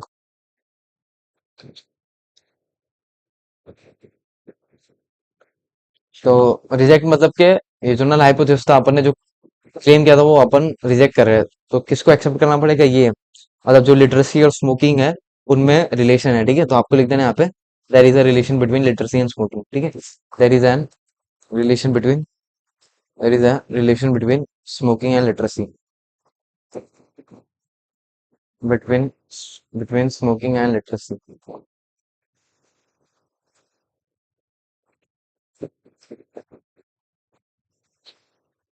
चलो 4 प्रॉब्लम्स और है, अभी थोड़ा फास्ट जाएंगे बिकॉज अभी आपको आइडिया हो गया, ठीक है। चलो, तो यहाँ पे उसने बोला justify if there is any relation between sex colour for the data, ठीक है। तो यहाँ पे अगेन उसने बोला है कि सेक्स मतलब कि वो जेंडर और कलर प्रेफरेंस में कोई रिलेशन है क्या, जैसे यहाँ पे कलर गिवन है और यहाँ पे जेंडर गिवन है। तो रेड जो है 10 मेल्स को पसंद है और रेड जो है 40 फीमेल्स को पसंद है, ठीक है। यहाँ पे वाइट जो है ज्यादा मेल को पसंद है और फीमेल्स को कम पसंद है। तो वही उसने पूछा है कि कुछ ऐसा रिलेशन है क्या बेस्ड ऑन जेंडर, मतलब मर्द हजरात को एक कलर ज्यादा अच्छा लगता है और औरत लोग को एक कलर कम अच्छा लगता है, जैसे लड़कियों को ज्यादा पिंक अच्छा लगता है, लड़कों को ज्यादा ब्लैक अच्छा लगता है, तो कोई ऐसा रिलेशन है क्या, तो वही चेक करना है अपने को। तो यहाँ पे अपन लिखेंगे सोल्यूशन, ठीक है। फर्स्ट ऑफ ऑल आपको लिखना है इसकी मार दिया, ठीक है। आपको लिखना है यहाँ पे null hypothesis, null hypothesis, null hypothesis,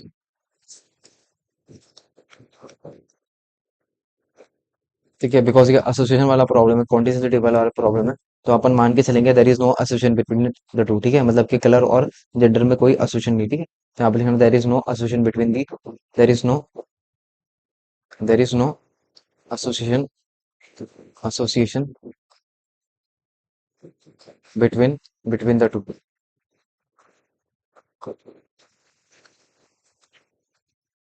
और अल्टरनेट हाइपोथेसिस में देयर इज एन एसोसिएशन, ठीक।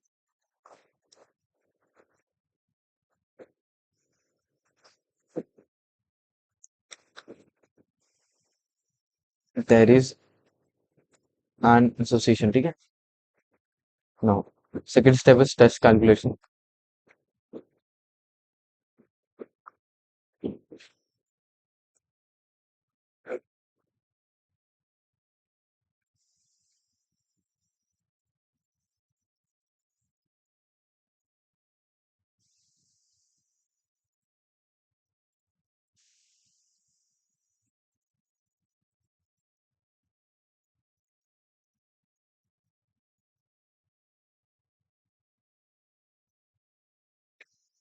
फर्स्ट हेडिंग होती है O, then we have E, O minus E, then we have O minus E का whole square and O minus E का whole square upon you, ठीक है। कितना ये कितना 4 ही बना दिया मैंने। ऑब्जर्व फ्रीक्वेंसी, ये जो डेटा है ये ऑब्जर्व फ्रीक्वेंसी वाला है, इसमें टोटल नहीं बनाया ना अपन ने, अपन को टोटल बनाना पड़ेगा यहाँ पे भी, ठीक है। टोटल बना लेते पहली फुर्सत में, ये टोटल यहाँ पे और यहाँ पे टोटल, ठीक है, एक वर्टिकल टोटल और एक हॉरिजॉन्टल टोटल, ठीक है, यहाँ के। चलो, ये कितना होगा, 80, 80 और 30 110, ठीक है। 30 70 90, ओके। यहाँ पे 50 50, ठीक है, 100 और 50। तो हॉरिजॉन्टल टोटल करने से भी 200 आ रहा है और वर्टिकल टोटल करने से भी 200 आ रहा है, तो मतलब अपन ने करेक्ट किया, ठीक है। हाँ, ऑब्जर्व फ्रीक्वेंसी। अब यहाँ पे मसला क्या है मालूम है, यहाँ पे मसला ये है कि यहाँ पे 2 कॉलम्स है और 3 रोज है, तो अपने को यू नो अब की बार दो से 3 के लिए मेरे हिसाब से वो करना पड़ेगा एक्सपेक्टेड फ्रीक्वेंसी, ठीक है। देखो आपको पहले 10 के लिए तो निकालना ही है, तो 10 के लिए कैसे निकालेंगे, 110 इंटू 50 अपॉन 200, ठीक है। तो उसके लिए पहले कर लेते हैं, ठीक है। हमारा, अच्छा ये ऑब्जर्व फ्रीक्वेंसी लिख देता हूँ। 10, 10, 40, 10, 40, 10, 40, 70, 30, 30 और 20, ठीक है। हाँ, फर्स्ट ऑफ ऑल अपन 10 के लिए कर लेते हैं। 110, 50 और 200 ना। 110, 50 अपॉन 200। तो अगर आप इसको कैलकुलेट करोगे तो आपको क्या आएगा देखो।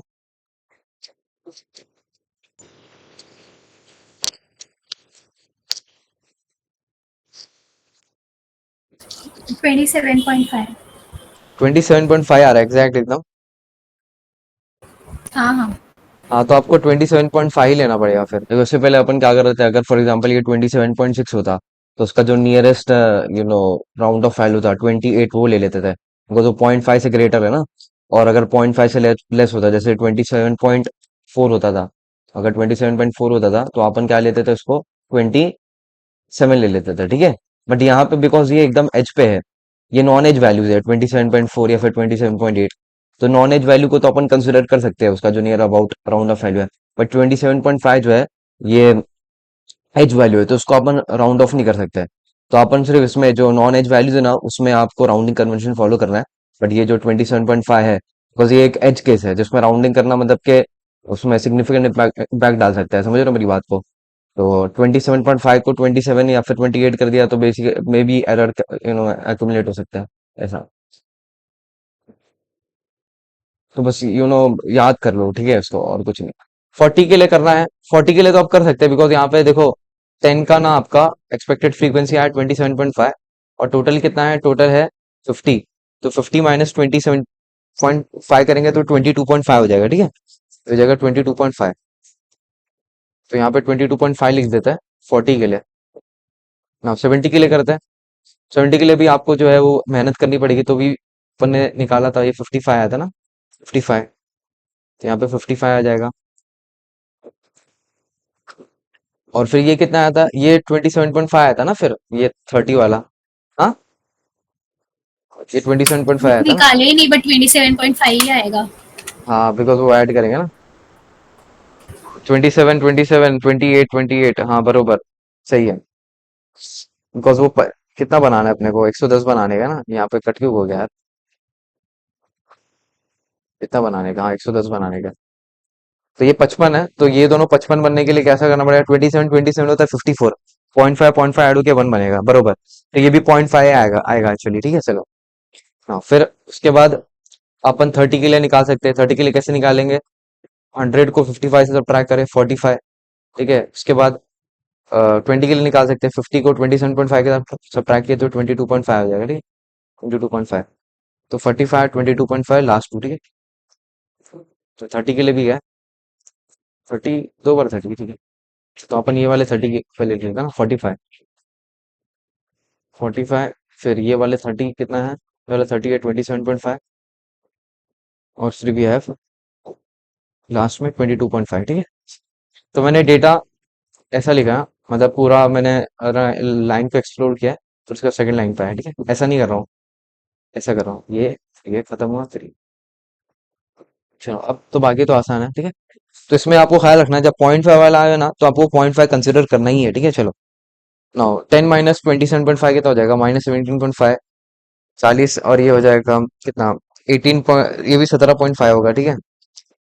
ये हो जाएगा कितना, 15। फिर ये -15, ठीक है। ये कितना हो जाएगा, 2.5, ये -2.5, ठीक है चलो। -17.5 का स्क्वायर करो तो कितना होगा, मेरे को नहीं पता कितना होगा, देखो तो। 15 का कर लेता 225, ये भी 225 होगा। और 2.5 का तो इजी है ना, कितना हो जाएगा, 62.5, 6.25 है, ये भी 6.25 होगा। इसका कितना होगा, -17.5 का,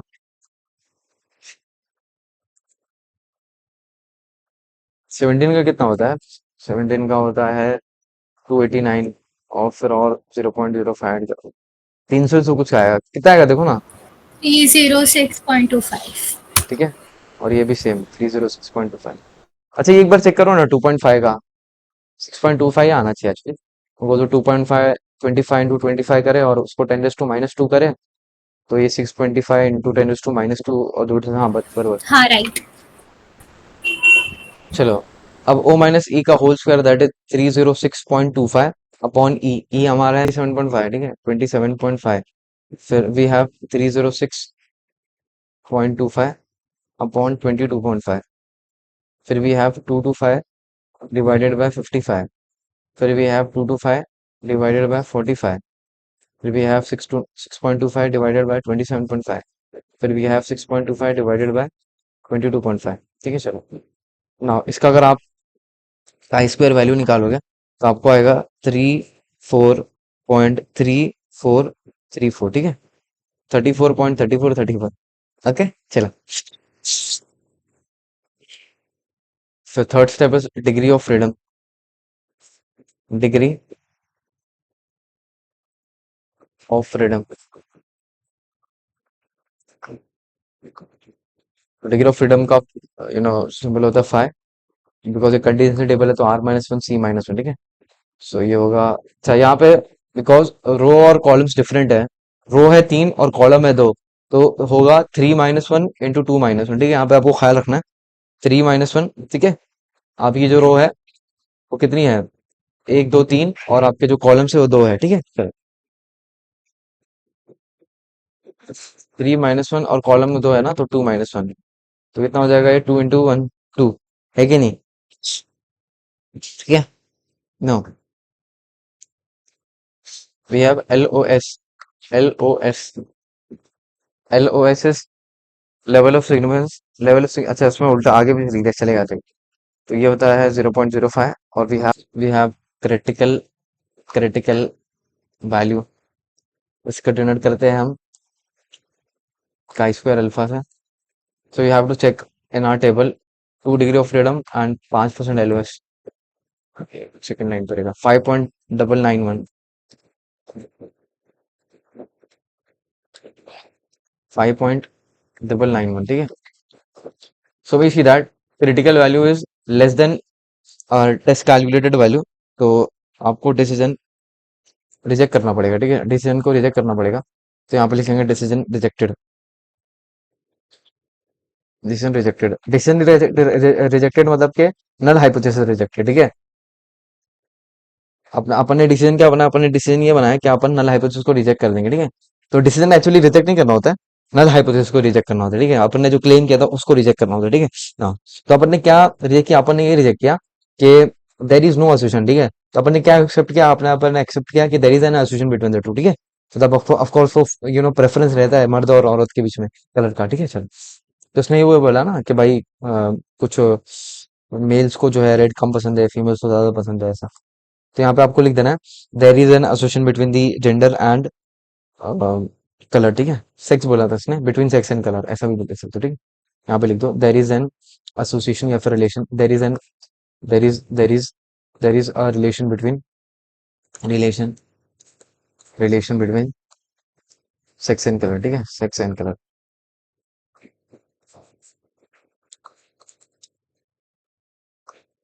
क्वेश्चन नंबर 7 वी हैव। अब यहाँ पे क्वेश्चन नंबर 7 में ना एक प्रॉब्लम है। प्रॉब्लम ये है कि यहाँ पे पैराग्राफ दिया गया है, आपको टेबल नहीं दिया गया है। तो कुछ कुछ प्रॉब्लम्स ऐसे भी आते हैं एसोसिएशन के, जहाँ के आपको पैराग्राफ दिया रहता है और पैराग्राफ से आपको फिर वो कॉन्टिजेंसी टेबल या फिर ऑब्जर्व फ्रीक्वेंसी टेबल बनाना रहता है, ठीक है। तो लेट अस सी कैसे बनाते हैं। यहाँ पे उसने बोला है टोटल नंबर ऑफ 3759 इंडिविजुअल्स। तो टोटल नंबर ऑफ इंडिविजुअल्स कितने हैं, 3759, ठीक है, ये टोटल है ना। उसमें individuals were interviewed in a public opinion survey, ठीक है।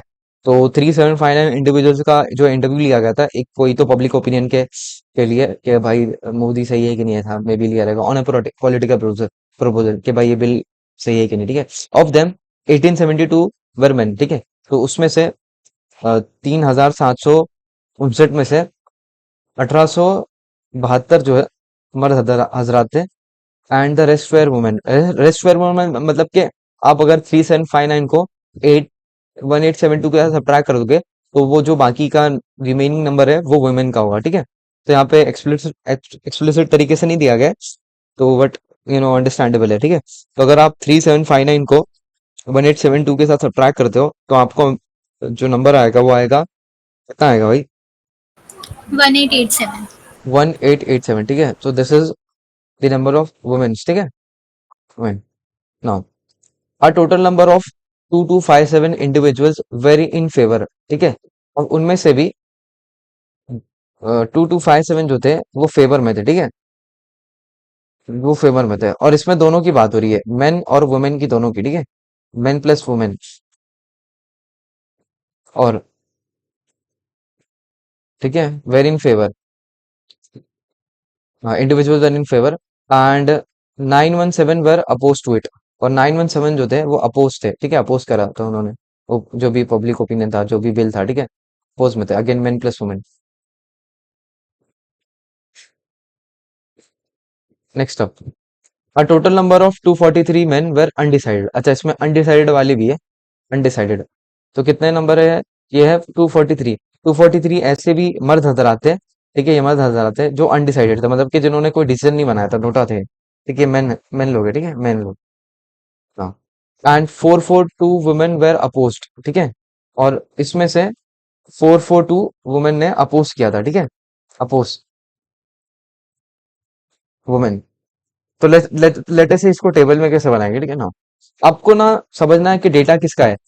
तो एक्चुअली यहाँ पे दो चीजों का डेटा है, ठीक है, दो हेडिंग्स है, एक हमारे डिसीजन का और एक हमारा जेंडर का। जेंडर बोल सकते हैं या फिर सेक्स बोल सकते हैं, देखो यहाँ पे दिखा है सेक्स या फिर एटीट्यूड है। सेक्स एंड एटीट्यूड मतलब क्या, एटीट्यूड बेसिकली कैसा था, उन्होंने फेवर में किया, नहीं फेवर में किया, ऐसा। तो डिसीजन भी बोल सकते हो या फिर आप ऐसे भी बोल सकते हैं एटीट्यूड। तो यहाँ पे उन्होंने हेडिंग दे दी गई है, सेक्स एंड एटीट्यूड, ठीक है, ऐसा। तो एक हेडिंग होगी हमारी सेक्स की, ठीक है, एक होगी सेक्स की और एक होगी एटीट्यूड की, ठीक है, चलो। तो एटीट्यूड में कितनी चीजें हैं, तीन चीजें हैं, फेवर, अपोज और अनडिसाइडेड। तो यहाँ पे एक आ जाएगा बड़ा, पहला आ जाएगा फेवर्ड, या फिर इन फेवर लिख सकते हैं इसको, ठीक है, इन फेवर, इन अपोजिशन, ठीक है, इन अपोजिशन, या फिर अपोज्ड, अपोज्ड। और एक थे अनडिसाइडेड, है ना।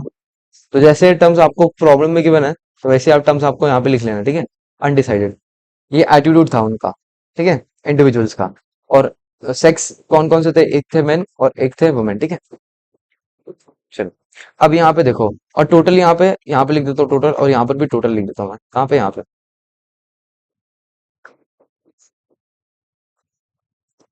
ये काम आएगा, ठीक है।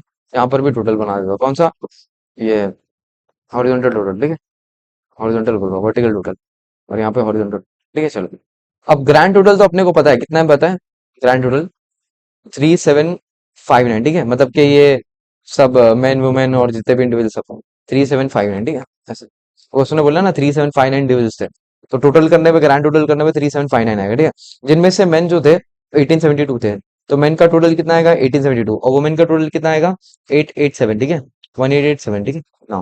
नेक्स्ट अब मेन, कितने ऐसे मेन थे जो फेवर में थे, तो यहाँ पे एक्सप्लिसिट तरीके से नहीं दिया गया कि कितने मेन फेवर में थे, उन्होंने बस इन जनरल दे दिया गया कि 2257 फेवर में थे, ठीक है, मेन और वुमेन दोनों। तो 2257 टोटल जो है फेवर में आ जाएगा, ठीक है, मतलब कि 2257 ऐसे लोग थे जो कि फेवर में थे, मेन और वुमेन दोनों को मिला के, ठीक है।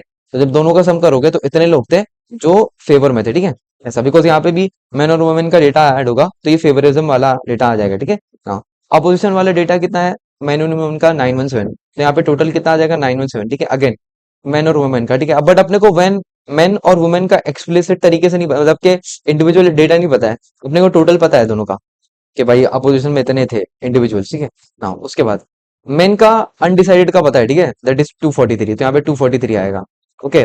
और वुमेन का अपोज का पता है, वुमेन ने 442 वुमेन ने अपोज किया था, तो यहाँ पे वुमेन के अपोजिशन वाले कॉलम में ये आ जाएगा 442, ठीक है ना। अब ये 442 से अपन 442 और 917 को सब्ट्रैक्ट करके अपन ये वाला डेटा निकाल सकते हैं, है कि नहीं। वो मैन और वुमेन का ऐड करने के बाद ही 917 आएगा ना। तो 917 का 442 से ऐड करोगे तो आपको पता चल जाएगा कि कितने मैन अपोज थे, अपोज किया था कितने मैन मर्द हजरात ने। तो कितने लोग हैं ऐसे। 475। हाँ, तो ऑल्दो यहाँ पे प्रॉब्लम में नहीं दिया गया था ये वाला डेटा, बट ठीक है, आप बना सकते हो, ठीक है ना। अब उसके बाद और कुछ कर सकते हैं क्या, ठीक है। और अपोजिशन में, अच्छा मूवमेंट भी अपोजिशन वाली है, ठीक है, मूवमेंट हो गई। और फिर अनडिसाइडेड मैन हो गए, ठीक है ना। अच्छा, इसमें से फिर ये वाला डेटा निकाल सकते हैं, ये मैन के इन फेवर वाला। अब ये दोनों को ऐड करो और फिर 1872 का सब्ट्रैक्ट कर दो, तो आपको ये वाला डेटा मिल जाएगा।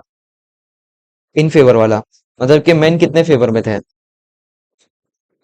अभी बोलो यार।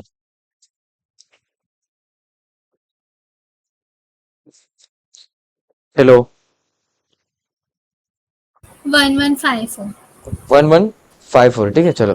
हाँ, अब 1154 से और ये 2257 से अपने को वुमेन का इन फेवर वाला डेटा मिल जाएगा। तो 2257 का आप 1154 कैसे ट्राई करोगे तो आपको वुमेन का इन फेवर वाला जो है डेटा मिल जाएगा। 1103। 1103, ठीक है। अब आपको, हाँ, ये वाला डेटा मिल जाएगा, वुमेन अनडिसाइडेड वाला कैसे? 1887 को आप जो है 1103 और 442 के बाद ऐड करने वाला जो नंबर आएगा उससे सब्ट्रैक्ट करो तो आपको वुमेन का अनडिसाइडेड वाला नंबर मिल जाएगा। 1887 को आप सब्ट्रैक्ट करना है इससे। 342। 342। अब 243 और 342 को ऐड करो तो कितना आएगा? 500, 585 क्या आएगा? 55। हाँ। 55। तो देखो आपको पूरा टेबल बन गया ना आपका, कुछ डेटा से। ऐसा। तो कभी कभी आपको जो है पैराग्राफ दिया जाता है और पैराग्राफ से आपको दो हेडिंग्स देखनी होती है, तो यहाँ पे ऑल्दो यहाँ पे हेडिंग दे दी गई थी सेक्स और एटीट्यूड। और सेक्स में मेन और वुमेन थे, और एटीट्यूड में फेवर और अपोज और अनडिसाइडेड थे, ठीक है। कुछ डेटा गिवन था, कुछ डेटा अपन ने खुद से बनाया, फिर आपको प्रॉब्लम जो है बाकी का ऐसे कंटिन्यू करना है, ठीक है। क्वेश्चन नंबर 8 देखते हैं, रेशियो प्रॉब्लम्स, ठीक है। अब यहाँ से रेशियो प्रॉब्लम स्टार्ट हो जाएंगे, उनका सॉल्विंग देखते हैं। According to genetic theory, children having one parent of blood type M and other blood type N will always be one of the three types, ठीक है, M, N and N. And the average proportion of these types will be 1:2:1. तो basically इसने क्या बोला है, genetic theory के हिसाब से अगर एक पेरेंट का ब्लड टाइप एम है और एक पेरेंट का ब्लड टाइप एन है, तो उनके जो चिल्ड्रन होंगे उनका ब्लड टाइप एम हो सकता है या एम हो सकता है या फिर एन हो सकता है, ठीक है। और प्रोपोर्शन उनका इस तरीके से होता है, 1:2:1। उन्होंने देखा आउट ऑफ 300 चिल्ड्रन, ठीक है, 300 चिल्ड्रन पे उन्होंने काम किया, having one parent M and one parent N, ठीक है। तो एक पेरेंट का ब्लड टाइप एम था और एक पेरेंट का ब्लड टाइप एन था। 30% were found to be of type M, ठीक है। तो 30% जो है 300 में से उनका ब्लड टाइप एम था, वो चिल्ड्रन का, ठीक है। 45% का एम एन था और बाकी का एन था। That's the genetic theory by chi square test, ठीक है। तो यहाँ पे काई स्क्वायर का मेंशन आ गया। और रेशो कैसे समझ में आएगा, बिकॉज आपको जो है यहाँ पे ये प्रोपोर्शन में दिया जाएगा, ठीक है, 1:2:1। तो समझ जाने रेशो वाले प्रॉब्लम से। तो लेटेस्ट चीज को कैसे करते हैं, तो स्टार्ट करते हैं प्रॉब्लम को।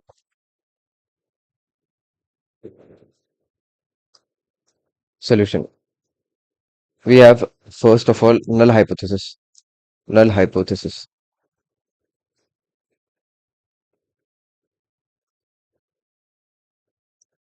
Now for ratio problems you have to always consider the theories in support of the experimental results, मतलब कि जो experimental results आए ना उसके सपोर्ट में रहेगी थ्योरी हमारी। नहीं समझे? वापस से यूनिफॉर्म वाले प्रॉब्लम में अपन फॉर रहते थे, मतलब कि जो भी हमारा एक्सीडेंट या फिर डाई की बायस अपन उसके सपोर्ट में रहते थे कि भाई एक्सीडेंट जो है ओवर अ वीक या फिर over month of 10 months of period के टाइम पे सेम रहेंगे, इक्वल रहेंगे। अच्छा, सेकंड वाला कौन सा? एसोसिएशन वाले में अपन उसके खिलाफ रहते थे, अपन बोलते थे कि there is no association, there is no relation. अच्छा, रेशो वाले में अपन सपोर्ट में रहते हैं, मतलब कि ये जो एक्सपेरिमेंटल रिजल्ट है, ये 30%, 45%, थ्री, उन्होंने जो भी देखा तो उसके अपन सपोर्ट में रहेगी थेरी के, ठीक है। मतलब ये जो जेनेटिक थेरी है वो सपोर्ट में रहेगी एक्सपेरिमेंटल रिजल्ट के, ठीक है, हमेशा। तो आपको ये रेशो वाले प्रॉब्लम्स में यही कंसिडर करना है, जो भी थेरी रहेगी हमारी, ठीक है, वो हमारे एक्सपेरिमेंटल रिजल्ट्स के सपोर्ट में रहेगी। जैसे इसके बाद वाले प्रॉब्लम में भी देख लो, यहाँ पर भी हम यही लिखेंगे, दस the experimental result supports the theory, तो आपको लिखना है yes the theory supports the experimental results, ठीक है। या फिर और सिंपलर वर्ड्स में आप लिख सकते हो द थेरी इज गुड, ऐसा भी लिख सकते हो आप, ठीक है, आपकी मर्जी है। तो यहाँ पे लिख दो the experimental result supports the theory, the experimental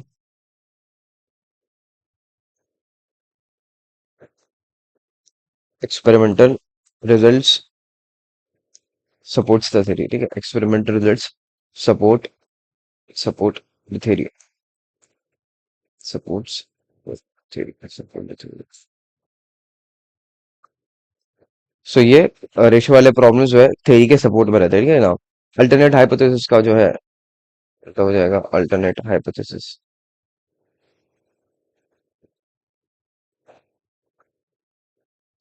the experimental result doesn't support the theory, ठीक है।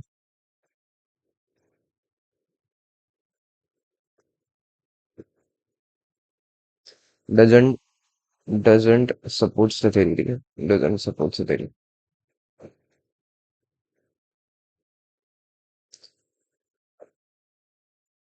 नाउ नेक्स्ट अप हमारा टेस्ट कैलकुलेशन, ठीक है, इसमें भी वही हमारा जो टेबल है ना वही बनेगा। तो बेसिकली पूरे काई स्क्वायर टेस्ट वाले प्रॉब्लम्स में आपको यही टेबल बनाना रहता है, बस फर्क क्या होता है वो ई का, मतलब कि हर वेरिएशन ऑफ प्रॉब्लम्स में आपको ई का ही फर्क आता है। समझ रहे हो मेरी बात को, बाकी जो चार कॉलम्स है उसको सेम ही रहता है, ठीक है। चलो, मतलब ई कैसे निकालना है, अब इसमें भी ई थोड़ा सा डिफरेंट होगा, पहले मैं वो लाइन्स बना लेता हूँ।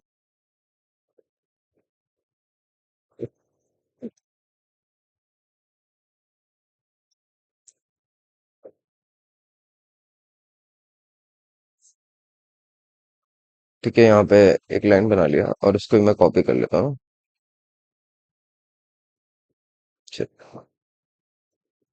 कॉपी, पेस्ट, पेस्ट, पेस्ट, ठीक है। इसको थोड़ा बड़ा कर देता हूँ। ओके, बड़ा नहीं, वाइड कर देता हूँ। अच्छा, फर्स्ट हमारा जो कॉलम का हेडिंग होता है वो होता है O, that is observe frequency, then expected frequency, then O minus E, then O minus E का होल स्क्वायर, ठीक है। और उसके बाद हमारा, हेलो कहाँ गया, अच्छा, अच्छा, तीन ही, तीन लाइन से बनाया ना, दो चार पाँच, अच्छा यहाँ पे लिख दिया इसको मैंने, एक सेकंड।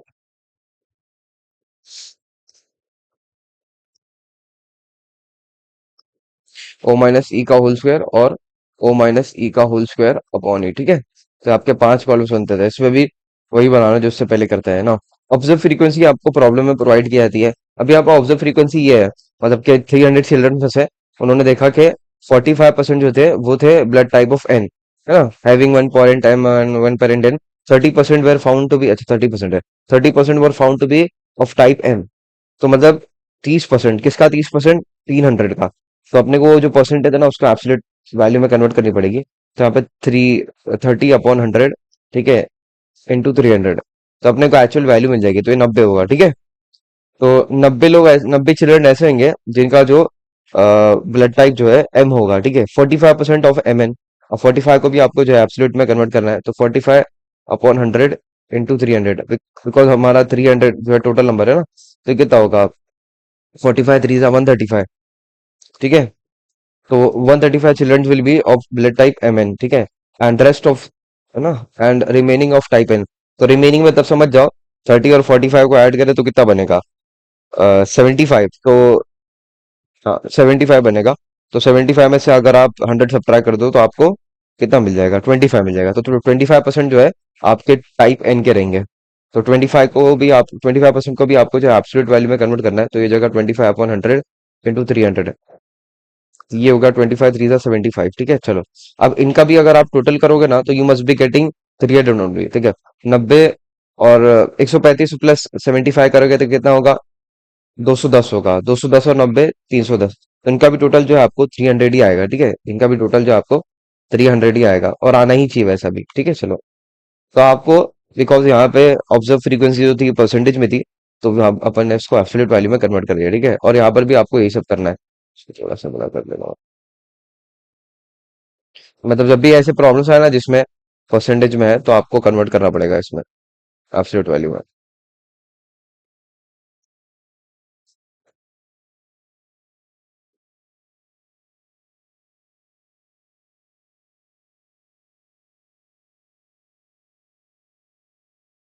ठीक है ना। अब यहाँ पे एक्सपेक्टेड फ्रीक्वेंसी कैसे निकालते हैं। यहाँ पे एक्सपेक्टेड फ्रीक्वेंसी निकालने से पहले ना आपका जो ये रेशो है, दैट इज 1:2:1, इसको आपको फ्रैक्शनल वैल्यू में कन्वर्ट करना होता है। तो कैसे कन्वर्ट करके, लेटेस्ट सी, ठीक है, आपने में भी लोअर साइड से पढ़ा होगा रेशो को फ्रैक्शन में कन्वर्जन का। तो आपको क्या करना होता है, आपको ये जो रेशो कॉम्पोनेंट्स है 1:3, 1:1, उनको ऐड करना है, 1:1, तो ये हो जाएगा 4, ठीक है, ये हो जाएगा 4। अब आपको क्या करना है, इंडिविजुअली जो रेशियो कंपोनेंट्स है उनको 4 से डिवाइड करना है और मल्टीप्लाई करना है आपस में। तो ये पहला हो जाएगा 1/4 इंटू, दूसरा हो जाएगा 2/4, तो तीसरा हो जाएगा 1/4। तो इसका फ्रैक्शनल वैल्यू कुछ ऐसा आएगा, 1/4 इंटू 1/2 इंटू 1/4। तो 1 का जो है पहले रेशियो कंपोनेंट का फ्रैक्शनल वैल्यू होगा 1/4, 2 का होगा 1/2, और 1 का होगा अगेन 1/4। तो ऐसा कन्वर्जन होता है, ठीक है।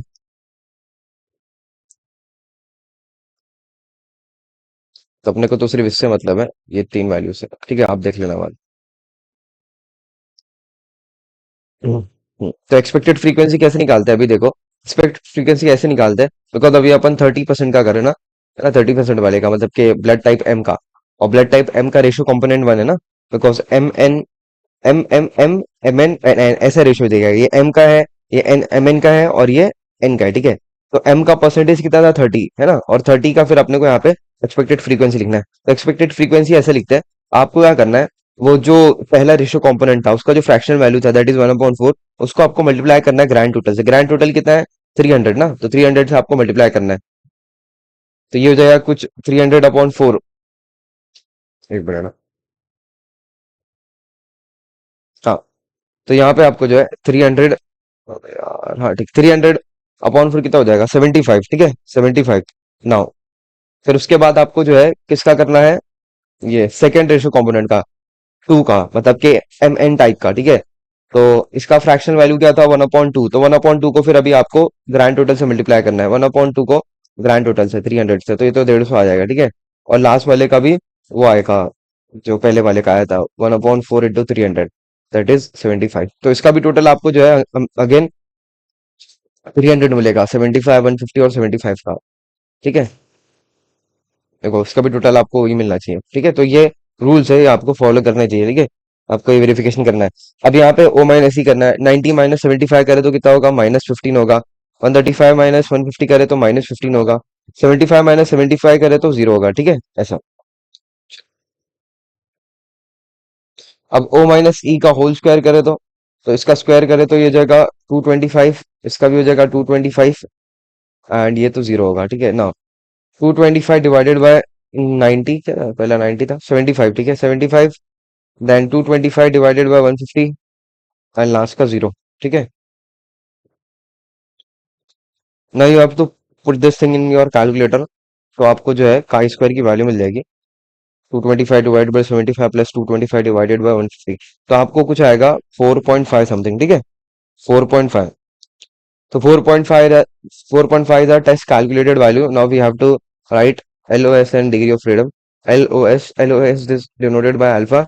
ये होगा 0.05, ठीक है। Fourth degree of freedom DOF, DF होगा 5, 5 होगा, अम्मी बॉटल मांग रहे हैं। 5 का फॉर्मूला होता है n-1, ठीक है। यहाँ पे होगा n-1, तो ये n-1 मतलब कि 3-1 हो जाएगा, ठीक है, दैट इज 2। अरे MN और N, है ना, 3 डेटा थे ना, तो इसलिए 3-1। फोर्थ, फोर्थ हो गया ना। Fifth, fifth is critical value. Critical value, critical value is denoted by chi square alpha, तो इसको we have to find in short. So 2 degree of freedom and 5% LOS, तो 5.991, 5.991, okay. Now we have to make our decision, decision बनाना पड़ेगा whether null hypothesis would be rejected or accepted, ठीक है। We see that chi-square value is less than chi-square value या फिर test calculated value is less than critical value, तो हमारा जो null hypothesis है वो एक्सेप्ट हो जाएगा।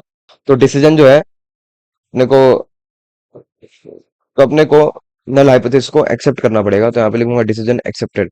तो अपन ने एक्सेप्ट कर लिया नल हाइपोथेसिस को, जो अपना क्लेम था उसको अपन ने एक्सेप्ट कर लिया, मतलब कि अपने अपन ने बोला कि हाँ भाई, जो जेनेटिक थ्योरी है वो भी वो हमारे एक्सपेरिमेंटल रिजल्ट की सपोर्ट पे रहती है। और वैसे भी समझ में आता है ना कि यार, अगर ऐसे बोलते हैं ना कि भाई ये अपने बाप पे गया है, फिर अपने माँ पे गई है, और कभी कभी बोलते हैं भाई तेरी हाइट तेरे बाप की है और तेरा जो स्किन कलर है तेरी माँ का है, तो वो MN टाइप हो जाएगा। मतलब एक तो होता है, जैसे फॉर एग्जाम्पल समझ लो, एक पेरेंट है, फादर का जो है ब्लड टाइप M है, ठीक है, और मदर का जो ब्लड टाइप है वो है N।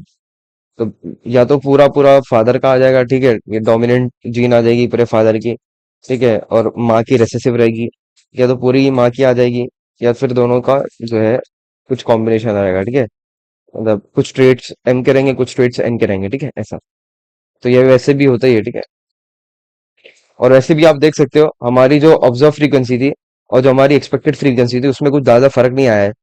-15 बड़ा, -15 तो बहुत ज्यादा फर्क। एक मिनट, ये -15 कैसे होगा? +15 होगा ना यार। X 90 -75 +15 होता ना, हाँ। तो कुछ ज्यादा नहीं फर्क, 15 आया इसमें फर्क, इसमें -15 का आया, और इसमें तो कुछ आया ही नहीं है, 0 ही आया, ठीक है। ऐसा। अच्छा, ये -15 था, बट स्क्वायर करेंगे तो 225 आया, इसलिए अपना आंसर रॉन्ग नहीं आया। बट यहाँ पे +15 आया, ख्याल रखना इसका, ठीक है। चलो, बिकॉज 90 -75 ना, 90 इज ग्रेटर। चलो, एक और प्रॉब्लम करते हैं इसका। Theory predicts that the proportion of beans in the four groups A, B, C, D should be 9:3:1, ठीक है। In an experiment among 1600 beans, the numbers in the groups were 882, 313, 287, 118, ठीक है। Does the experimental result support the theory? ठीक है। Exam में कैसे identify करेंगे कि रेशियो वाला प्रॉब्लम है, तो यहाँ पे रेशियो दिख जाएगा आपको, और लास्ट में ऐसा कुछ पूछ लेगा, does the experimental result support the theory, ठीक है। चलो, तो बेसिकली ये बोल रहा है कि theory predicts the proportion of beans in the four group.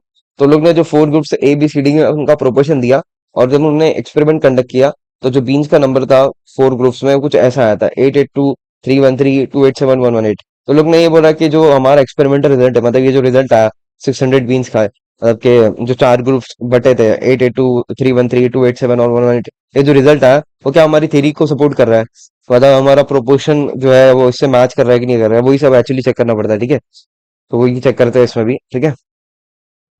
Solution. तो बेसिकली अपने को क्या करना है मालूम है? अपने को कुछ करने का नहीं है, अपने को बस देखने का है भाई कि जो क्या टेस्ट कैलकुलेटेड वैल्यू वो काई स्क्वायर वैल्यू से कम है, ज्यादा है, तो अपना जो है उस हिसाब से जो है डिसीजन बना लेंगे, और कुछ नहीं करना, तो ठीक है इसमें। इवन तो आप क्वेश्चन कुछ भी नहीं समझ में आया ना, आपने प्रॉब्लम कर लिया तो हो जाएगा, बट फिर भी मैं आपको एक्सप्लेन कर दिया। ये प्रॉब्लम में पूछा गया है, बहुत प्रॉब्लम में ये बोला है कि थ्योरी के हिसाब से जो रेशो है ABCD ग्रुप्स का वो इस तरीके से है, और बट उन्होंने जब रिजल्ट कंडक्ट किया तो उनका जो है नंबर्स कुछ इस तरीके से आया, 882, 313, 287, 118। तो बिकॉज ये जो है थोड़ा डिफरेंट आया है ना रेशो से, तो अब वो बोल रहे हैं कि भाई, बिकॉज देखो रेशो 9:3:1, तो ये तो वो रेशो नहीं बना के देगा, 882, 313, 287, 118, ठीक है, वो डिफरेंट ही बना के देगा। तो उसने वही बोला है कि दस द रिजल्ट एक्सपेरिमेंटल रिजल्ट, मतलब ये जो एक्सपेरिमेंटल रिजल्ट था उस थ्योरी को सपोर्ट करेगा कि नहीं करेगा, ठीक है। चलो, तो बिकॉज ये पूरा भलता सा आएगा, ये कुछ 8.82:3 ऐसा कुछ आएगा इसका रेशो, 8.82:3.13, और फिर ऐसा H to 2.87, ऐसा कुछ आपका रेशो आएगा इसका एक्सपेरिमेंटल रिजल्ट्स का, ठीक है। तो ऑफकोर्स डिफरेंट तो है ना इससे, हमारे थ्योरी से। तो वही चेक करना है बोला है कि हमारा जो एक्सपेरिमेंटल रिजल्ट्स है वो थ्योरी को सपोर्ट कर रहा है कि नहीं कर रहा है, ठीक है। चलो,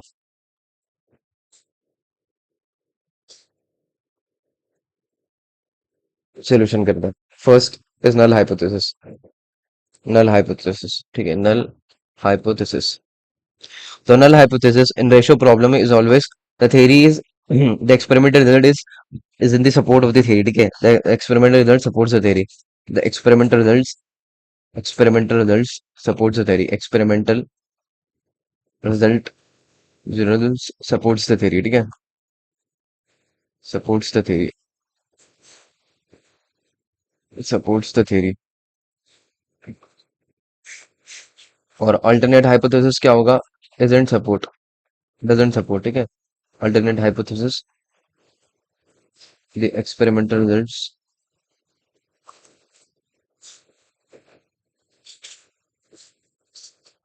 doesn't support the theory. The experimental results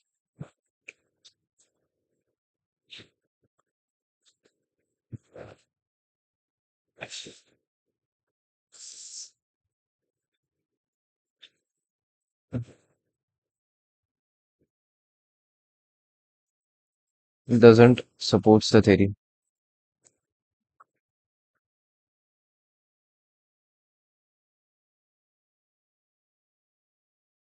Second step is test calculation.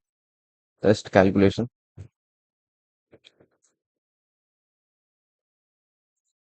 Test calculation के लिए we need 5 lines.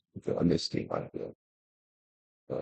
सुपर वाली की उधारी ले लो तो ठीक है, सारी देंगे नहीं वापस।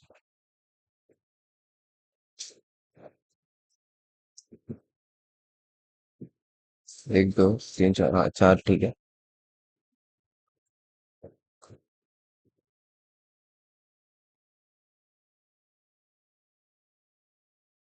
फर्स्ट कॉलम का heading is O, then E, then O minus E, then O minus E का whole square, then we have O minus E का होल स्क्वायर अपॉन ई, ठीक है।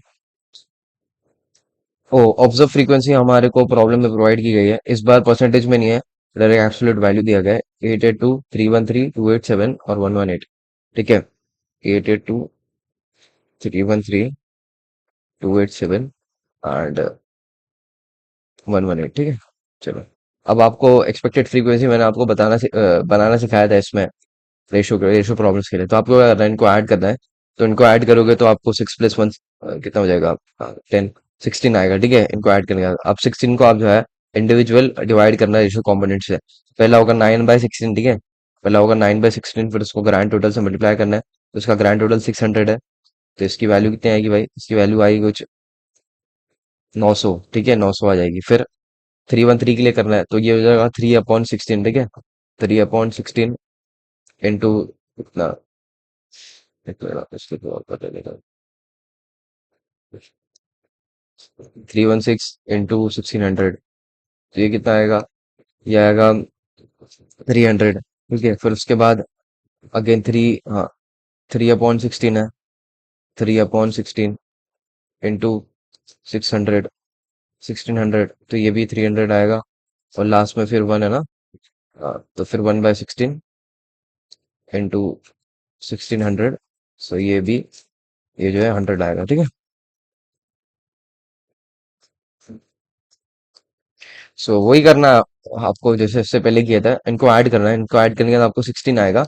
अब इस 16 को इंडिविजुअली आपको जो है रेशियो कंपोनेंट से मल्टीप्लाई डिवाइड करना है, ठीक है। 9/16, 3/16, और फिर आपको जो है ग्रैंड टोटल से मल्टीप्लाई करना है, ठीक है। 882 के लिए हमारा जो रेशो था ये 8 9 था, फिर 313 के लिए 3 था, और फिर वो बाकी ओ माइनस ई करें, तो ये जगह 882 माइनस 900 करो तो -18 आएगा, 313 माइनस 300 करो तो 13 आएगा, ओके। 287 और 300 को सब्ट्रैक्ट करे तो -13 आएगा, 118 माइनस 100 करे तो 18 आएगा, ठीक है। 18 का स्क्वायर 324, 13 का स्क्वायर 169, 169 324, ओ माइनस ई का whole square upon E, 324 upon E, E is 900, तो 900 आ जाएगा। Then we have 169 upon 300, then we have 169 upon again 300, also we have 324, 324 divided by 100, ठीक है। ये का स्क्वायर का वैल्यू आएगा, ठीक है। तो ये तो इजी हो जाएगा, सबको 900 बना दो, इसको 3 से मल्टीप्लाई कर देना, न्यूमरेटर डिनोमिनेटर, न्यूमरेटर में इसको भी 3 से मल्टीप्लाई कर देना, और इसको जो है इससे मल्टीप्लाई करोगे 9 से, ठीक है, 9 से, और फिर वो डिनोमिनेटर में 900 कर देना, ठीक है। तो सबका डिनोमिनेटर 900 हो जाएगा, फिर आप जो है न्यूमरेटर को ऐड कर देना, ठीक है। चलो वैसे जैसा करना वैसा करना आप। तो अगर आप कैलकुलेट करेंगे इसको, तो आपको वैल्यू आएगी 4.7, 4.7 क्या है, 267, ठीक है, 4.7267, this is my test calculated value. Now we have to write LOS degree of freedom, LOS 5%, that is 0.05, fourth is degree of freedom is denoted as 5, तो क्या होता है n-1, ठीक है। तो डेटा कितने थे, 4, तो 4 - 1 इज 3, ठीक है। Now we have to check in our table, पहले तो मैं यहाँ पे लिख लेता हूँ क्रिटिकल वैल्यू, क्रिटिकल वैल्यू